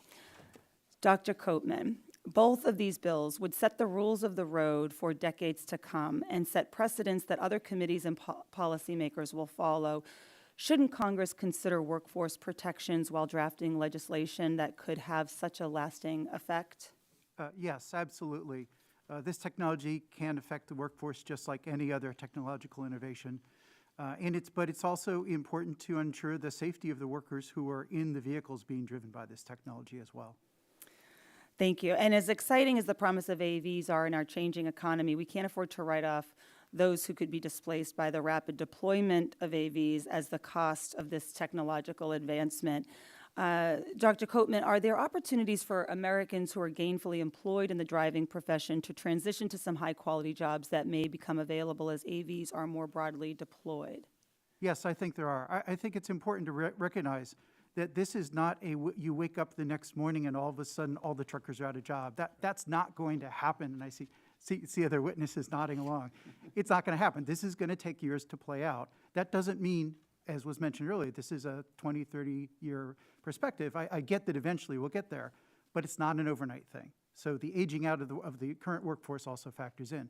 But the big thing here is, yes, the jobs will be changed, and it's going to be important to make sure those workers land on their feet with other jobs, such as I mentioned before, in the back room, helping intervene when there's a problem on the road, making sure that the safety's there, more highly trained technicians, because now if the LiDAR doesn't work, somebody could die. You better make sure that LiDAR works. Yes, there's redundancy and so on, but this starts looking more like aircraft maintenance than vehicle maintenance. Thank you, Dr. Koopman. Mr. Chairman, on that point, I'd like to request unanimous consent to submit for the record several letters from the Transit Workers Union calling on Congress to include workforce protections in AV legislation. Without objection, so ordered. Thank you. And to my colleague, Congresswoman Dingell, I commend you for working to ensure that unions and workers have a voice in your bill. While I still have a little bit more time, which never happens, state and local governments are largely writing the rules for the road for AV testing on their public streets. Dr. Koopman, again, should state and local governments be permitted to continue to play this role? And would you be concerned about a federal AV framework preempting state and local traffic related to AV testing? I think that's a great question. I think there's two phases. The first phase is while we're waiting for the federal regulations to actually come into effect, the states need to be able to manage what's going on the roads to protect their constituents. The second part is when that transition does happen, the way I envision it is the federal government still controls equipment as they do, but that should not prevent the ability of the states to control their own locally necessary rules of the road. So the federal government should make sure that the vehicles are able to follow whatever the local road rules are, and the states and localities should be able to set the local road rules responsive to local conditions. So, for example, in Pittsburgh, there's a school for disabled, and the city of Pittsburgh might not want testing to happen at their front doorstep. They should be allowed, if they so desire, to say, no, you can't test on that block. Great. Thank you. I yield back.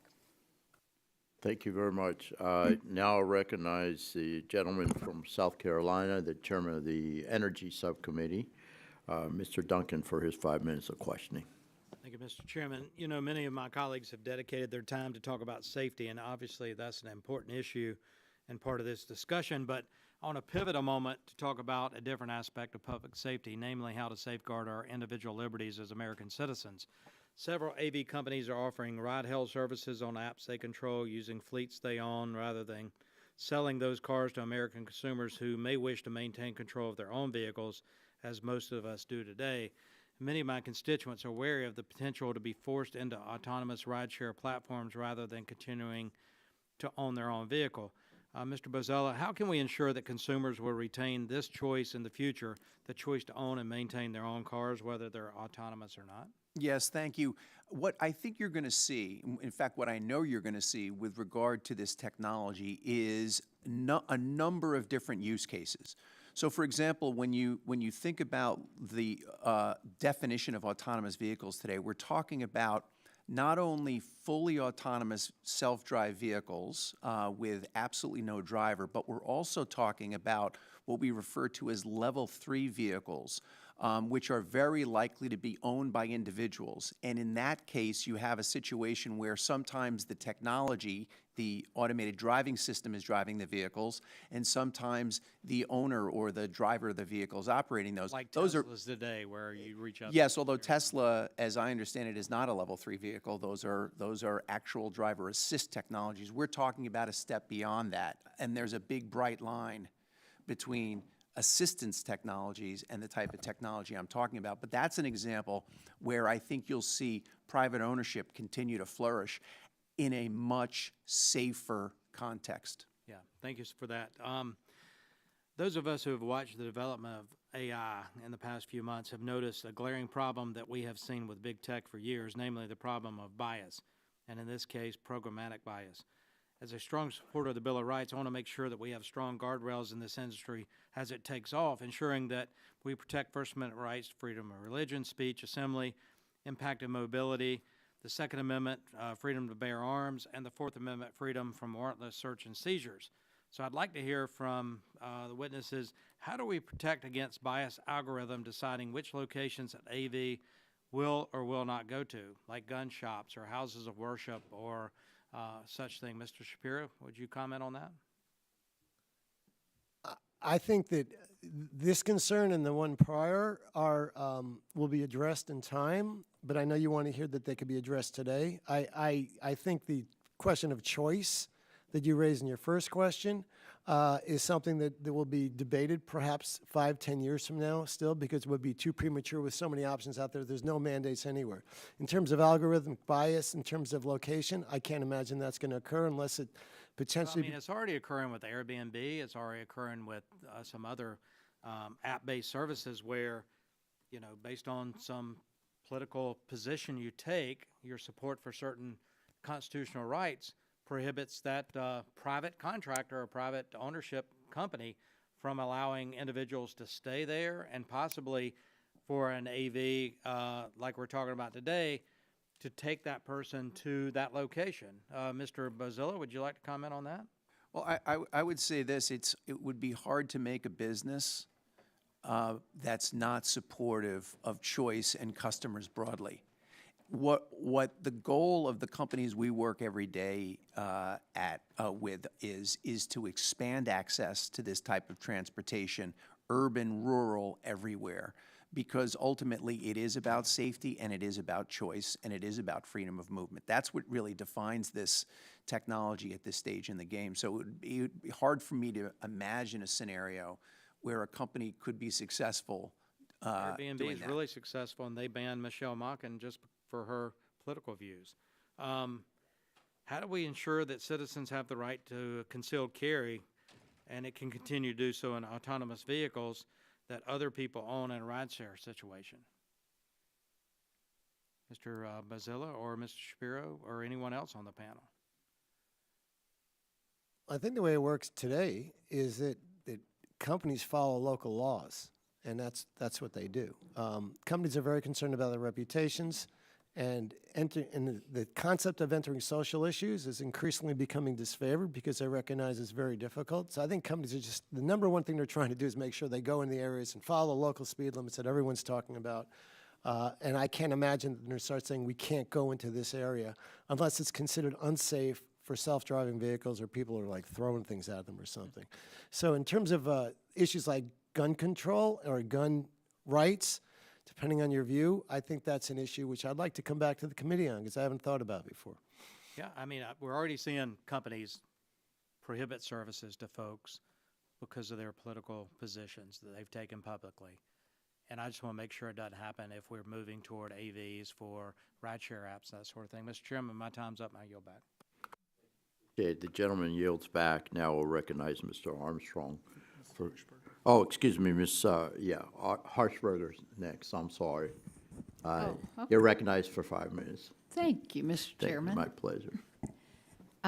This will go to Mr. Bozzella or Mr. Shapiro. You know, I live in a very rural district in East Tennessee, and not every road's going to be mapped. You can go down a long driveway, long driveways, and it will require the same precision that's required for an autonomous vehicle to operate on the road. And I know there's been tremendous strides in preparing the technology for urban areas, but we can't forget about rural America. What's being done to ensure that the people that live in East Tennessee will be able to reap the same benefits of autonomous vehicles that they do in urban areas? Well, thank you for the question. Right now, there are over 80 companies in 30 different states that are already operating, already testing, already developing. That needs to be 50 states, and it needs to be everywhere. And the benefits need to be available to everybody. The way to do that is to expand the opportunity to test and deploy across the country. That is what Chairman Lotta's bill does, and it's also what Congresswoman Dingell's bill does. That's the fastest way to get there, is to allow the companies to safely and carefully expand. That's going to allow more use cases. It's going to allow more opportunities in places like your district. Okay. I would agree with that. And although I said before I love Congressman Lotta's bill, I'd love it more if it had greater exemptions in it, because if you want to scale up, you want to get into the rural community, you want to get out there, you need to be able to have a commercially viable product. Yeah. Well, thank you for that, sir. Are you doing any anything in rural areas like Tennessee or across Tennessee? There are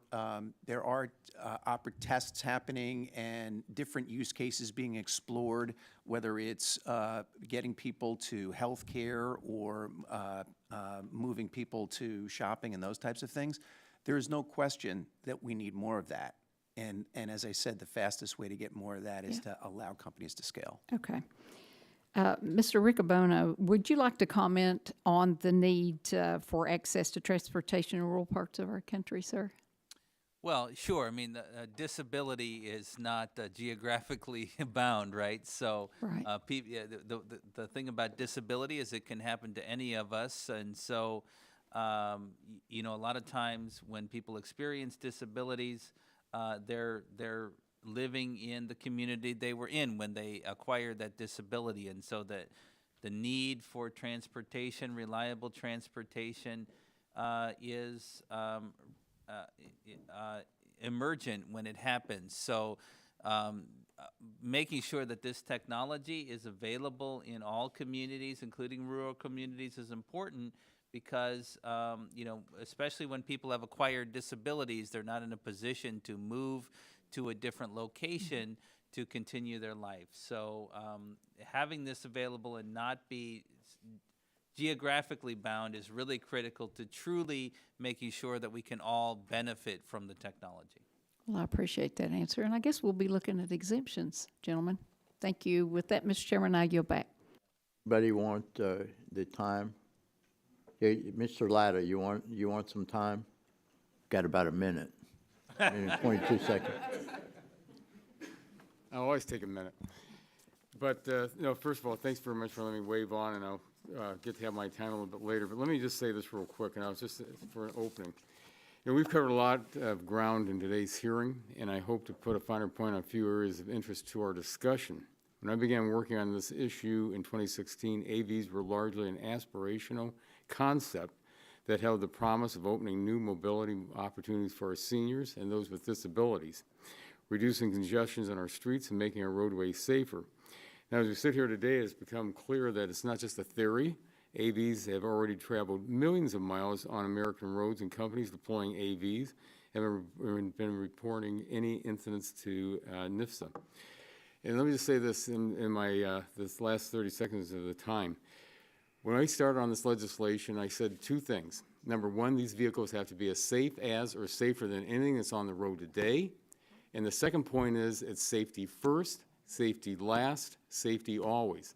Because we want to make sure that people, when they're driving down that road, either in that vehicle or another vehicle that might be autonomous is coming at them, they know it is safe, that you're not going to have something crossing the road on you. So, Mr. Chairman, I appreciate the minute and a quarter I had, and I appreciate, again, the opportunity to be on the sub today, waving on. Well, I appreciate that, and that's not taken away from your 5 minutes. I just thought that, I know you're an expert in this area and appreciate your leadership.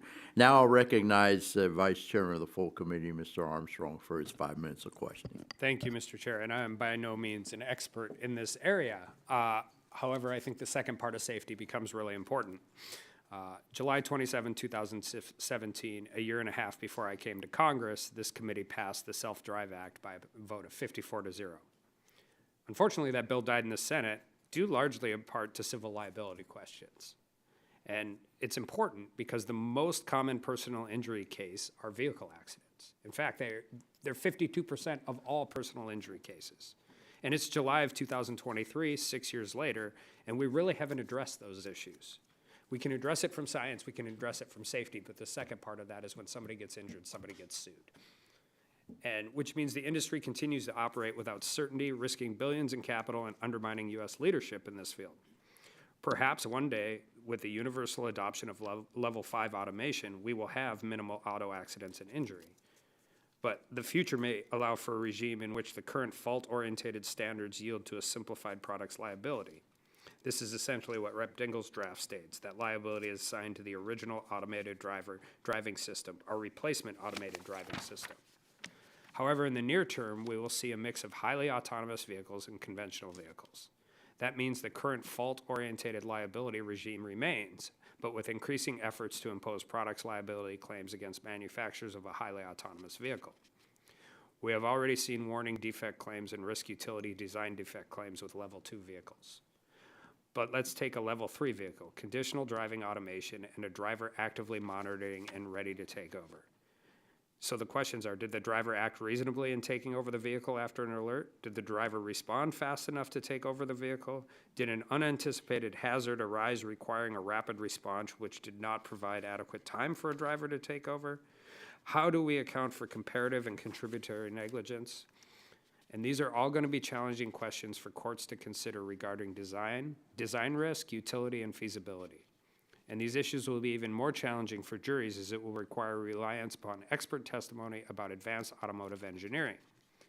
And maybe that is the answer. Leave it to a state-based tort claims law. Perhaps we adopt what some have called a manufacturer enterprise responsibility. This is basically a government compensation fund for those injured. It is financed by an upfront assessment on highly autonomous vehicle manufacturers and no liability on the back end. My question, and it'll be for you, Mr. Shapiro, what liability regime, if any, should we enact for level 3 and 4 vehicles, which allows the industry to mature and produce level 5 vehicles?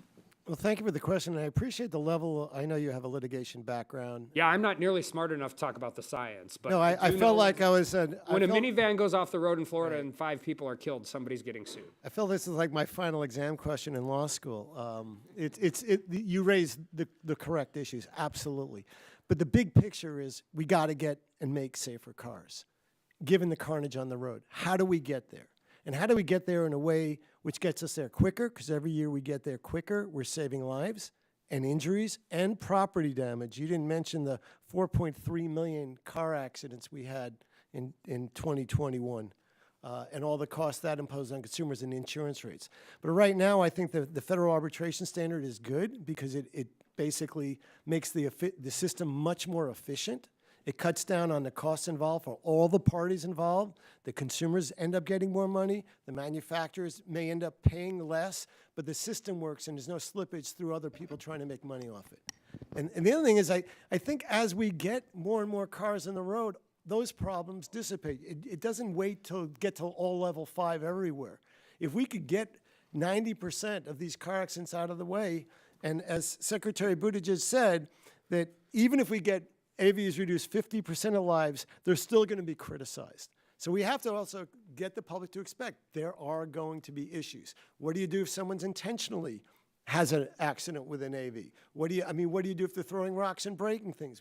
What do you do in different situations? And I think these are areas for discussion, but I don't think Congress has to resolve those today because there's a state tort system which is set up and can resolve them on a state-by-state basis. And if Congress has to then step in, it will step in. But meanwhile, insurance will go down in rates for most consumers, especially if they have self-driving cars. So I think the science and the technology will get you there, and I think in the totality, you are absolutely 100% correct. But in order to have a commercially viable automobile, you have to have insurance on it. And if you think Congress moves slow, if I can't walk into any car dealership anywhere in the country and buy a car that I can get insured, then we run the real risk of the technology far outpacing the policy. Because I agree on the abstract, it's going to be safer, but each one of these individual cases is still going to be subject to a plaintiff's lawyer, an insurance company, and a defense lawyer. And until we figure that out, unfortunately, this is just a science project. Well, I won't speak for the insurance industry, but I'd be shocked if they're not willing to have a lower insurance rate for self-driving cars. Gentleman yields back. Now recognize my fellow Florida Gator. I think something like this is going on in Gainesville, isn't it, with AVs? I believe so. So I'll recognize you for 5 minutes of questioning. Thank you. Yes, we actually do have an AV in downtown Gainesville, and it moves not very fast. So there's a lot of frustrations with it, I'll say that. But thank you, Chairman Bilirakis. Go Gators. This is a very important hearing today. Excited to be a part of the conversation. Like my colleague, Representative Armstrong, I am not a science person. I cannot explain the science or the data or the technology, so I'll stick to really what I know. But I do want to, as we jump into this line of questioning, highlight the importance of data security, privacy concerns that have been expressed. I think as we talk about this important issue, we have to have that lens and that concern in the back of our head because this can quickly get out of hand as we've seen in so many areas of our life. I think this has been hit on quite a bit before, but just for the interest of having it on the record for myself, Mr. Shapiro and Congress around the country, many are concerned about the growing threat of the Chinese Communist Party. And we have seen that Americans increasingly, regardless of party affiliation, where they are in the country, any sort of background, they share this concern about the CCP. And tying that into autonomous vehicles and the testing situation that we're faced with, are there any U.S. companies currently testing in mainland China? That's the first question. Second is, are these companies able to send the data that they collect back to the United States from the mainland?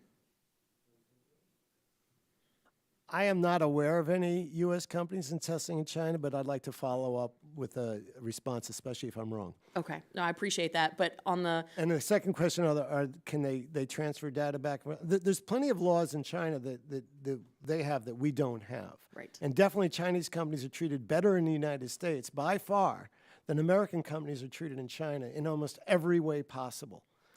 Having closed down our Chinese office there as a trade association, I could tell you part of the concern was for our own American employees. Right. Because I say things before Congress that are sometimes controversial, and it's Me too, I get that. And I think in this room we share a concern that China is a major strategic threat and what we should do about it. But I think we should beat them in the marketplace. And the way we beat them in the marketplace is we get this legislation passed, we get it out there. Of course, we focus on cybersecurity and our own things, but we have to get there because we've done nothing as a government for several years now, and other governments have seen that, and they're speeding ahead. And they don't have the privacy restrictions we have. They don't have the cybersecurity. They don't have the lawyers we have. They don't have everything and the challenges we face. They just get it done, and that's what scares me. You want to tell me how you really feel? No, and just to put a button on it, there are Chinese companies that are testing in the United States, sending that data back to the mainland, correct? I know there are Chinese companies testing here. I don't know what they're doing with their data. You're chomping at the bit down there. No, I was simply saying, I was going to add that same thing that Gary said. There are definitely Chinese companies testing here. I don't know where the data is going. I have no idea. I think it's safe to assume that it is making it back, given some of the legislative issues that we contend with here versus over in mainland China. Could I just add a cautionary note, though? I agree with the intent on the legislation for China, but we have to be very careful. When we're talking about our publicly traded companies, if there are probably shareholders in China, and so if you own even a little bit of an American company, I don't think that should ruin the ability of an American company to do what it has to do to compete in this country and globally, frankly. I understand, and because I'm running short on time, I want to jump into this next section, but shifting gears, I think we can all agree that the National Highway Traffic Safety Administration's goal of creating a reporting process for AVs and driver assistance systems and real AVs, it was a good one, right? However, the process that they employed to create this reporting requirement was really incredible and should be part of the record. Instead of using their broad authority under the Safety Act to write a new rule, they used special emergency provisions to escape the Paperwork Reduction Act requirement for notice and comment when putting a general industry reporting requirement in place. Once they did start a comment period, 6 months later, NHTSA gave companies month-to-month notice of extensions for an entire year while they finished the rule. Now, this rule requires reporting of everything from an actual crash to a bird hitting a vehicle to someone posting on social media without any evidence that they were in a crash with an AV. Now, on top of that, if a company incorrectly submits data, NHTSA does not correct or redact inaccurate data from the record. For example, incorrectly labeling Level 2 driver assistance systems as a Level 4 autonomous system before publishing it monthly on their website. Bad data equals bad outcomes and bad decisions. So this committee passed the TREAD Act in 2000, requiring reporting from all OEMs. Now, this committee knows how to structure reporting so that NHTSA can conduct oversight and get the data from industry. The AVSGO misses the mark. Sorry, I know that's a mouthful, but I'm getting to it. Mr. Shapiro, did NHTSA ever reach out to CTA for feedback on reporting requirements, and are you concerned about how they are approaching regulating AVs? And I know I'm over time, but take it away, because I know the chairman wants to hear this answer too. I'm sorry, I can't answer that question. I'll have to check with our team, but I will say I'm a big fan of the Administrative Procedures Act, and I think it's important that it be followed, and increasingly, as each new administration comes in, it seems we're diminishing the role of Congress and giving the executive agencies ability to, frankly, do things they shouldn't be doing. Absolutely. I appreciate your commentary. Thank you to all our witnesses, and thank you for everyone for being here in the committee today. With that, Mr. Chairman, I yield back. Gentlelady yields back. Now recognize the sponsor of one of the bills in this legislative hearing, Mr. Latta, for your 5 minutes of questioning. Well, thanks, Mr. Chairman, and again, thanks for letting me wave on today. Mr. Shapiro, let's talk preemption. Other than the fact that California made clear it needed to preempt its own cities on traveling the state, it seems a bit odd that there wouldn't be a federal policy that didn't recognize the need to cross state lines. Especially for this committee, the Interstate Commerce Clause is very important. Would you provide some perspective on the need to establish preemptive standards to set uniformity over the design, performance, and construction of AVs? Because I sure don't want to be driving in a AV in Northwest Ohio and get to the Indiana or Michigan line and it just says we're pulling over. I agree with the premise of the question. What distinguishes the United States, which has been incredibly innovative and successful, from our friends in Europe, is that we have the national ability to reach our 330 million or so marketplace with standardized products. To the extent we deviate from that, we're hurting our competitiveness. And Europe hasn't had a lot of innovation in a lot of areas, to be honest, lately, for a whole bunch of reasons, and I think they're the model that we love them, but we don't want to emulate them. And I think if you have to change your license plate and change your rules as you cross straight lines, that's a problem. New York has a rule that says that every car there, you have to have a foot in touching the brake and things like that. Or there's rules which are difficult and impossible to follow. So I do agree, though, that there is state and local rights. They have the right to set speed limits. They have the right to figure out their traffic and what they're doing. And there's areas of overlap and balance.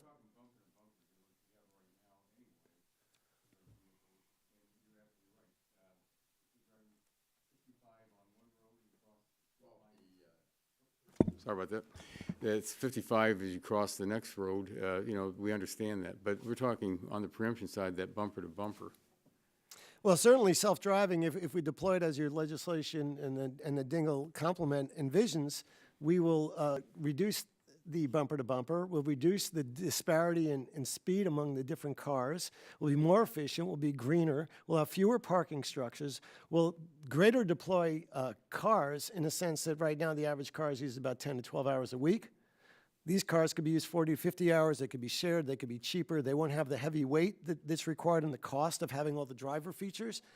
The opportunities here are enormous, and I can't say that we could predict exactly what they will be, but just any one of them is great. Empowering the disabled, helping the economy, increasing, being more efficient in energy. Look, there won't be people driving around lost anymore. I mean, we're going to get some people off the road, and the driving that's there will be much more efficient. And if we could just get rid of, even 50% of the accidents, we're in great shape.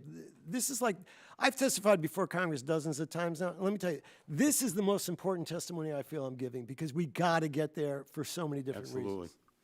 Mr. Bozzella, you mentioned something. I think we need to go back to this. You mentioned about companies out there right now, or, we've been working on this for years, and I know it. There's been a lot of work done by so many different companies. Are we losing companies out there on the innovation side that are just saying, we're going to throw up our hands and say, this isn't going to get done in the United States, and they just can't keep funneling money into a company or into projects that they don't see an end to? Yeah, the short answer is yes, and that's unfortunate. We are very much, in my opinion, at a crossroads here. There is massive capital that needs to be deployed to develop and build out and commercialize this technology. We've been at it for quite some time. As you referenced in your comments, when we first started this exercise together, it was an R&D exercise. Now we're deploying technology, proving out business cases, and showing use cases. This is critical that we get this done now. We are going to lose more companies and our innovative edge to other countries if we don't do this now. Just real quickly, how much have we lost? How many companies out there have just said, we give up? And pretty much, as you mentioned about that technology and that expertise going someplace else. Yeah, it's hard to know because there's so much change and flux in this environment right now. New companies starting all the time and challenged companies moving out. But there is certainly one well-known company that was partnered with major automotive manufacturers and I think Mr. Shapiro referenced it in his testimony, a company known as Argo that is no longer operating as a result of uncertainty and capital allocation decisions that had to be made by their partners. This is real. and it could continue to happen if we cannot provide an opportunity and a framework to scale. Could I just add something quickly to that?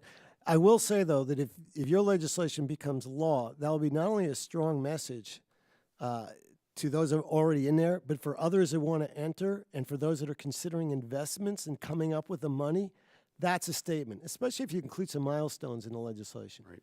Mr. Chairman, thank you very much for allowing me to wave on, and I yield back. Thank you. Thank you. I believe Mr. VC is here, so we'll recognize Mr. VC for 5 minutes of questioning. Thank you. Mr. Chairman, thank you very much. First responders, police, fire, EMS selflessly put their lives on the line every day to keep our community safe. And autonomous vehicles must not become another danger to our nation's emergency services. And I know that while AVs are being commercially deployed in limited areas, we've seen them in Arlington, Texas. We've seen them in San Francisco. I think the San Francisco Fire Department has already logged 66 troubling incidents involving AVs since May 2022, including events in which AVs blocked fire engines, entered into active emergency scenes, and ran over fire hoses. NHTSA has launched a federal investigation following over a dozen documented cases in which Teslas operating in autopilot mode have crashed into first responder vehicles. Mr. Chairman, I ask unanimous consent to enter into the record a letter from the International Association of Fire Chiefs and International Association of Firefighters and the National Volunteer Fire Council calling on Congress to ensure AVs safely interact with first responders.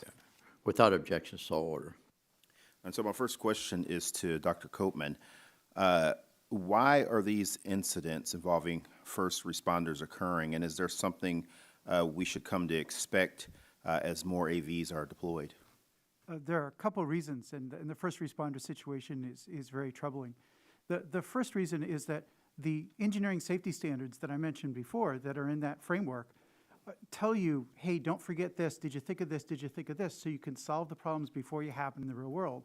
And those kind of scenarios are already in those standards. So if somebody's following the standards, they're not going to have those problems. But the second issue is, once the problems started happening, one of the companies did not stand down operations or put a backup driver in the car until they could get it straightened out. They just scaled up. So unless that changes, as there are more cars on the road, we're going to keep seeing the problems till they fix it. Hasn't happened yet. Yeah, interesting. Dr. Koopman, you've also stated that autonomous vehicle legislation should include rulemakings validating the safety of automated driving systems, the software and sensors actually driving the cars. How would such rulemaking reduce the likelihood of AVs interfering with first responders? As I mentioned, the engineering standards already have requirements to deal with emergency responder situations. In fact, the Maryland Transportation Authority weighed in on the latest version of the standard and put us in contact with emergency responders to make sure we got those parts right. So there's a lot of good wisdom in the standards. The companies just have to follow them. Thank you very much. Mr. Chairman, I ask unanimous consent for this letter to be entered into the record. It's from the International Union of Police Associations, which represent active duty law enforcement professionals that are, again, concerned about the broad preemption provisions in AV legislation that may invalidate laws requiring AVs to yield to emergency response vehicles and otherwise operate lawfully in case of emergency. Without objection, so order. Thank you, Mr. Chairman. And Dr. Koopman, I also want to ask you, could preempting state and local laws regarding design, construction, and performance of AVs potentially invalidate state and local traffic laws requiring AVs to yield to emergency vehicles?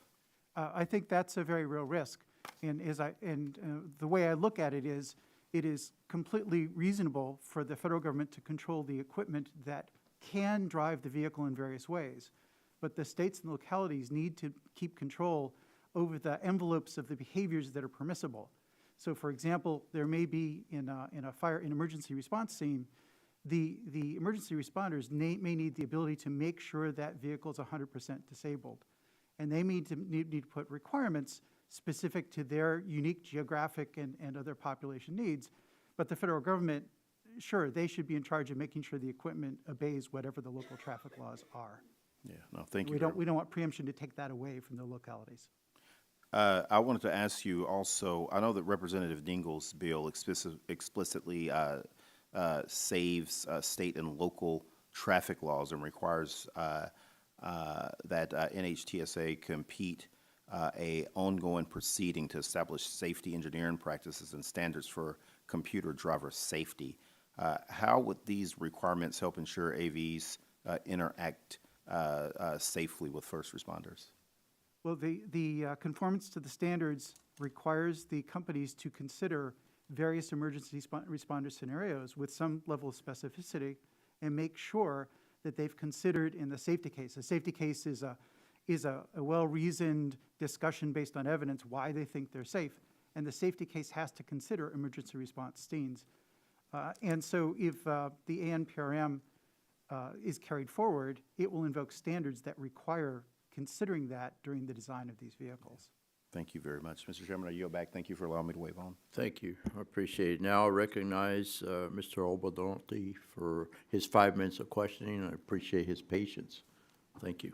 Well, thank you very much, Mr. Chairman, and I'd like to also thank you for allowing me to wave on. This is a really critically important topic for me. I think the technology that's being developed here is going to dramatically change the world for the better, and I think it's incumbent on us here in Congress to get it right when it comes to regulation. Dr. Koopman, I am really glad that you're here because you said something that really resonated with me. You said that the core issue here is public trust, and I completely agree with you. And I also appreciate the fact that the viewpoint that you're bringing to public trust is one that has to be validated by accident data, which I think is correct. I think that we demonstrate that public trust is merited by the accident data that's generated from the AVs, and so I think it's incumbent on us to gather that data. So I wanted to ask you the state of the data that we have right now. Do we have enough data to reach a conclusion about whether or not the current generation of AVs is safer than human drivers? We're part of the way there, but we're not all the way there. And it's important to note that data only happens after you've been operating, and if you want public trust, I think you need more than that. You need transparency, accountability, and independent oversight, because in things like the 737 MAX crashes, those were what were compromised in that degraded trust. But to make sure I hit your question, the data we have now is about crashes, but it's not about fatalities. It's about 100 million miles between fatality in round numbers for the U.S. fleet. There's lots of tailoring you do, but we're talking 100 million miles. These companies have done 1 or 2 or 3 million miles. So it's great that they have a mathematical prediction and estimation. They think they're safe enough. That's fantastic to hear. But it can only be confirmed by that data you're talking about. And okay, 1, 2, 3 million miles of data, that's great. 97 more million miles to go before we get to 100 million to see how it turns out. Well, what about the current accident rate for level 2 enabled vehicles? Because those have been here for a few years. Do we have any data to compare the accident rate for a vehicle that is being piloted on level 2 compared with one that's human piloted? That's problematic. The current SGO data that was talked about before, in fact, one of the most important uses that has not been mentioned is for the level 2 vehicles, the autopilot type crashes. We're seeing lots of fatalities, we've seen lots of crashes, but the SGO does not require enough mileage reporting. So we know how many crashes, we don't know how many miles with the feature enabled, so we can't do the division to compare it to human drivers. So now there have been studies done, there have been claims made. Most of the claims made have also been debunked. So it's hard to say. What I've seen so far is there is no data showing that automated steering improves safety. It's a convenience feature. There is data showing newer cars are safer, but it's not the automated steering. It's the automatic emergency braking. And really, if I had a limited bucket of money to spend on improving highway safety, I'd spend it on the active safety features, because it's a lot more bang for the buck than fully automated driving. I think context probably matters too. I mean, it's not, from a non-empirical standpoint, it's hard to imagine that a car on a highway being driven with level 2 technology and a human monitoring is not safer substantially than one that doesn't have that technology available, because you do away with things like distracted driving, you do away with things like drunk driving, falling asleep. But like as you say, we don't have the data. Well, you would think but it's not true. National Transportation Safety Board says that you invoke automation complacency, which counterbalances it. So there's no clear reason why it should be safer. Humans are terrible at supervising automation. Well, as They're you said, terrible. we won't know until we have the data. Mr. Bozzella, in this conversation that Dr. Koopman and I have been having, I mean, we're talking about this issue of public trust, and we already have a perceptual problem, which you brought up in your testimony, with public trust, because we might have tens of thousands of auto accidents across the country in any given day.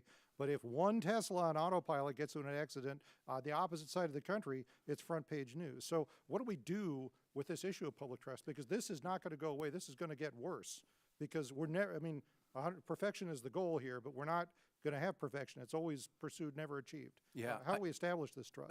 Trust is absolutely essential. If the technology is not trusted, we can't produce these benefits. You are 100% right. I want to make sure that we distinguish, however, between autonomous vehicle technology that this committee is talking about, which is level 3, 4, 5, and assistance technology, which is level 2. There is a bright line. In every case, on level 2 vehicle, the driver must always be engaged in the driving task. And so there's a significant difference between those two technologies and between those data sets. And unfortunately, I think what it will take with the level 2 technology is a combination of things. Education, but also companies making sure that they express limitations of the technology as well as the benefits, and that we work on things like driver monitoring and human engagement. And that's in the infrastructure bill, for example, that was passed on a bipartisan basis. These are things that we need to continue to work on. Yeah, I agree. Well, I'm out of time. Sorry, let thank me you. Let me just point out, though, that, I mean, we need to have a dialogue about the metric. And the metric ought to be, if AVs are substantially safer than a human vehicle, then they are beneficial, regardless of the fact that they will still be causing accidents and fatalities. And that's what we need to communicate to the public. And frankly, I mean, that is a huge barrier, because the public is not going to be receptive to that message. Agreed. Anyway, but I will thank everyone for your testimony. I apologize for running over, Mr. Thank you. All right. Very informative. I appreciate it very much. I think we're pretty much finished. I tell you, this was a tremendous hearing as far as I'm concerned. Extremely informative. I do, if somebody wants to comment on this, and I'll let Jan also, if she wants to ask a question or make a statement. What about affordability? You know, we talk about access for persons with disabilities, seniors, what have you. I know that the EVs are available, but they're, in some cases, for the average person, they're too expensive. What about affordability? Is that an issue? Do we need to explore that even more? Do you have any opinions on that? Yes, yeah, go ahead. Yeah, I have opinions, having watched new technology be introduced for 4 decades now. It starts out expensive and rapidly goes down with competition. So the initial introductions of the first cars, because there'll be high demand, will be more expensive. On the positive side, especially if you don't have the driver requirement, you take a lot of costs out of the vehicle. So I think there'll be a balance there. And you know, in terms of the battery required for an electric car, to the extent it's lighter, you need less of a battery, or you can have the same size battery and get obviously further distance. They're physical trade-offs. If the insurance companies respond, it'll be lower insurance costs for a self-driving vehicle. But there will be a transition period. There is a question of trust. The Congressman is right about public education is really important. Yeah. So I think that, you know, obviously we represent competitors. We're an association, so talking about price is what we usually avoid. But in terms of the inputs and the cost and how things operate in a normal introduction environment, every new product that's great and cool, whether it's high-definition television or a faster computer or video game, costs a lot more because the early adopters pay the most money. Thank you. Anyone else want to comment on that? I would just add, I agree with what Mr. Shapiro said completely. I would just add the supply chain and manufacturing here in the United States aspect. That's really important, and that's an essential ingredient to the legislation. If we design here and we build here and we have supply chains here, that will help address some of the affordability challenges that we face. And so this gives us the opportunity to control our destiny, this legislation. All right, I very do have good. I something to appreciate add as that. well, which is, I agree completely, this is all about getting scale, but I think we're not going to get scale until we get safety and reliability. We need to have those two. Very good. Sir, do you want a comment with regard to the affordability? Well, take my chance. One thing I would add to this is that this also affords an opportunity for innovative transportation models. And if you think about people with disabilities and also what has happened with rideshare, we can see that these automated vehicles present new ways to present public transportation, paratransit service, limited transportation in certain areas like healthcare. So that also, although it may be expensive, affords new transportation opportunities, and there's a tremendous benefit on the other side of that cost. Very good. I appreciate that very much. Jan, do you have anything to add? I just really wanted to thank our panel for the wonderful conversation. Mr. Riccobono, I didn't ask you questions or talk to you, but I wanted to tell you how especially much I appreciate you being just an incredibly articulate and effective spokesperson for the blind community, the needs that you have and the hopes that you have for this technology. All of us are hoping for the best, and I believe committed to work together on both sides of the aisle. Again, a special thank you to Debbie Dingell for all the work that she has put in over the many years. And I do also believe that the devil is in the details. We want to get it right, and I look forward to being part of that and participating with all of you. Thank you. Thank you. I appreciate it very much. Let me remind Mr. Koopman that the city of Pittsburgh, you mentioned the city of Pittsburgh, is the city of innovation and technology. That's for sure. So let's work together and get this done for the American people. Appreciate it very much. Let's see what else I have here. I ask unanimous consent that the documents on the staff document list be submitted for the record without objection. So ordered. I remind members that they have 10 business days to submit questions for the record, and I ask the witnesses to respond to the questions promptly. Members should submit their questions by the close of business on August 9th. I know I will. So without objection, the subcommittee is adjourned. Thanks so much. Hey. Yeah, nice job. Yeah. Good to see you, sir. Good work.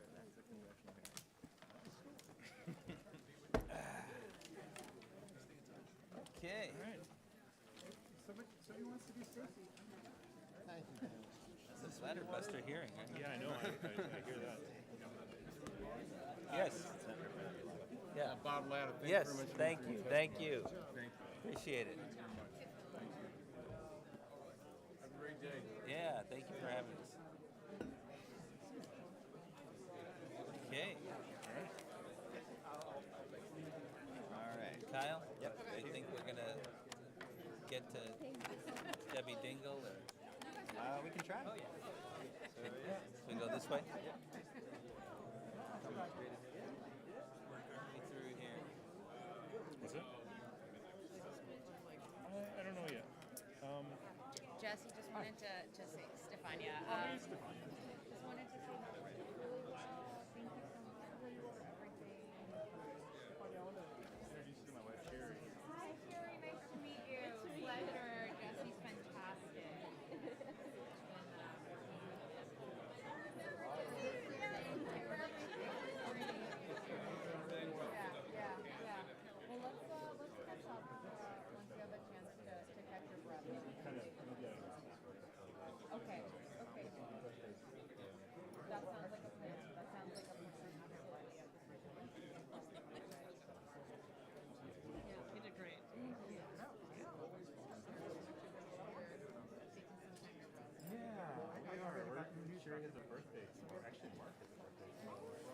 And Justin has a birthday tomorrow, too.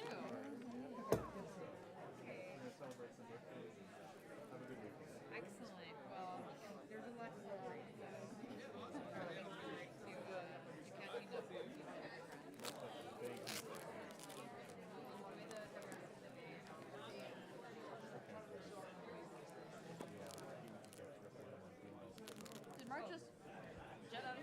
there. Yeah, so great to meet you.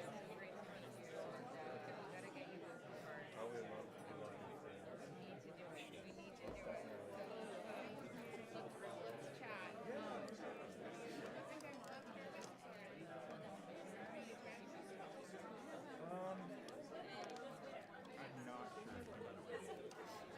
And Gary wants to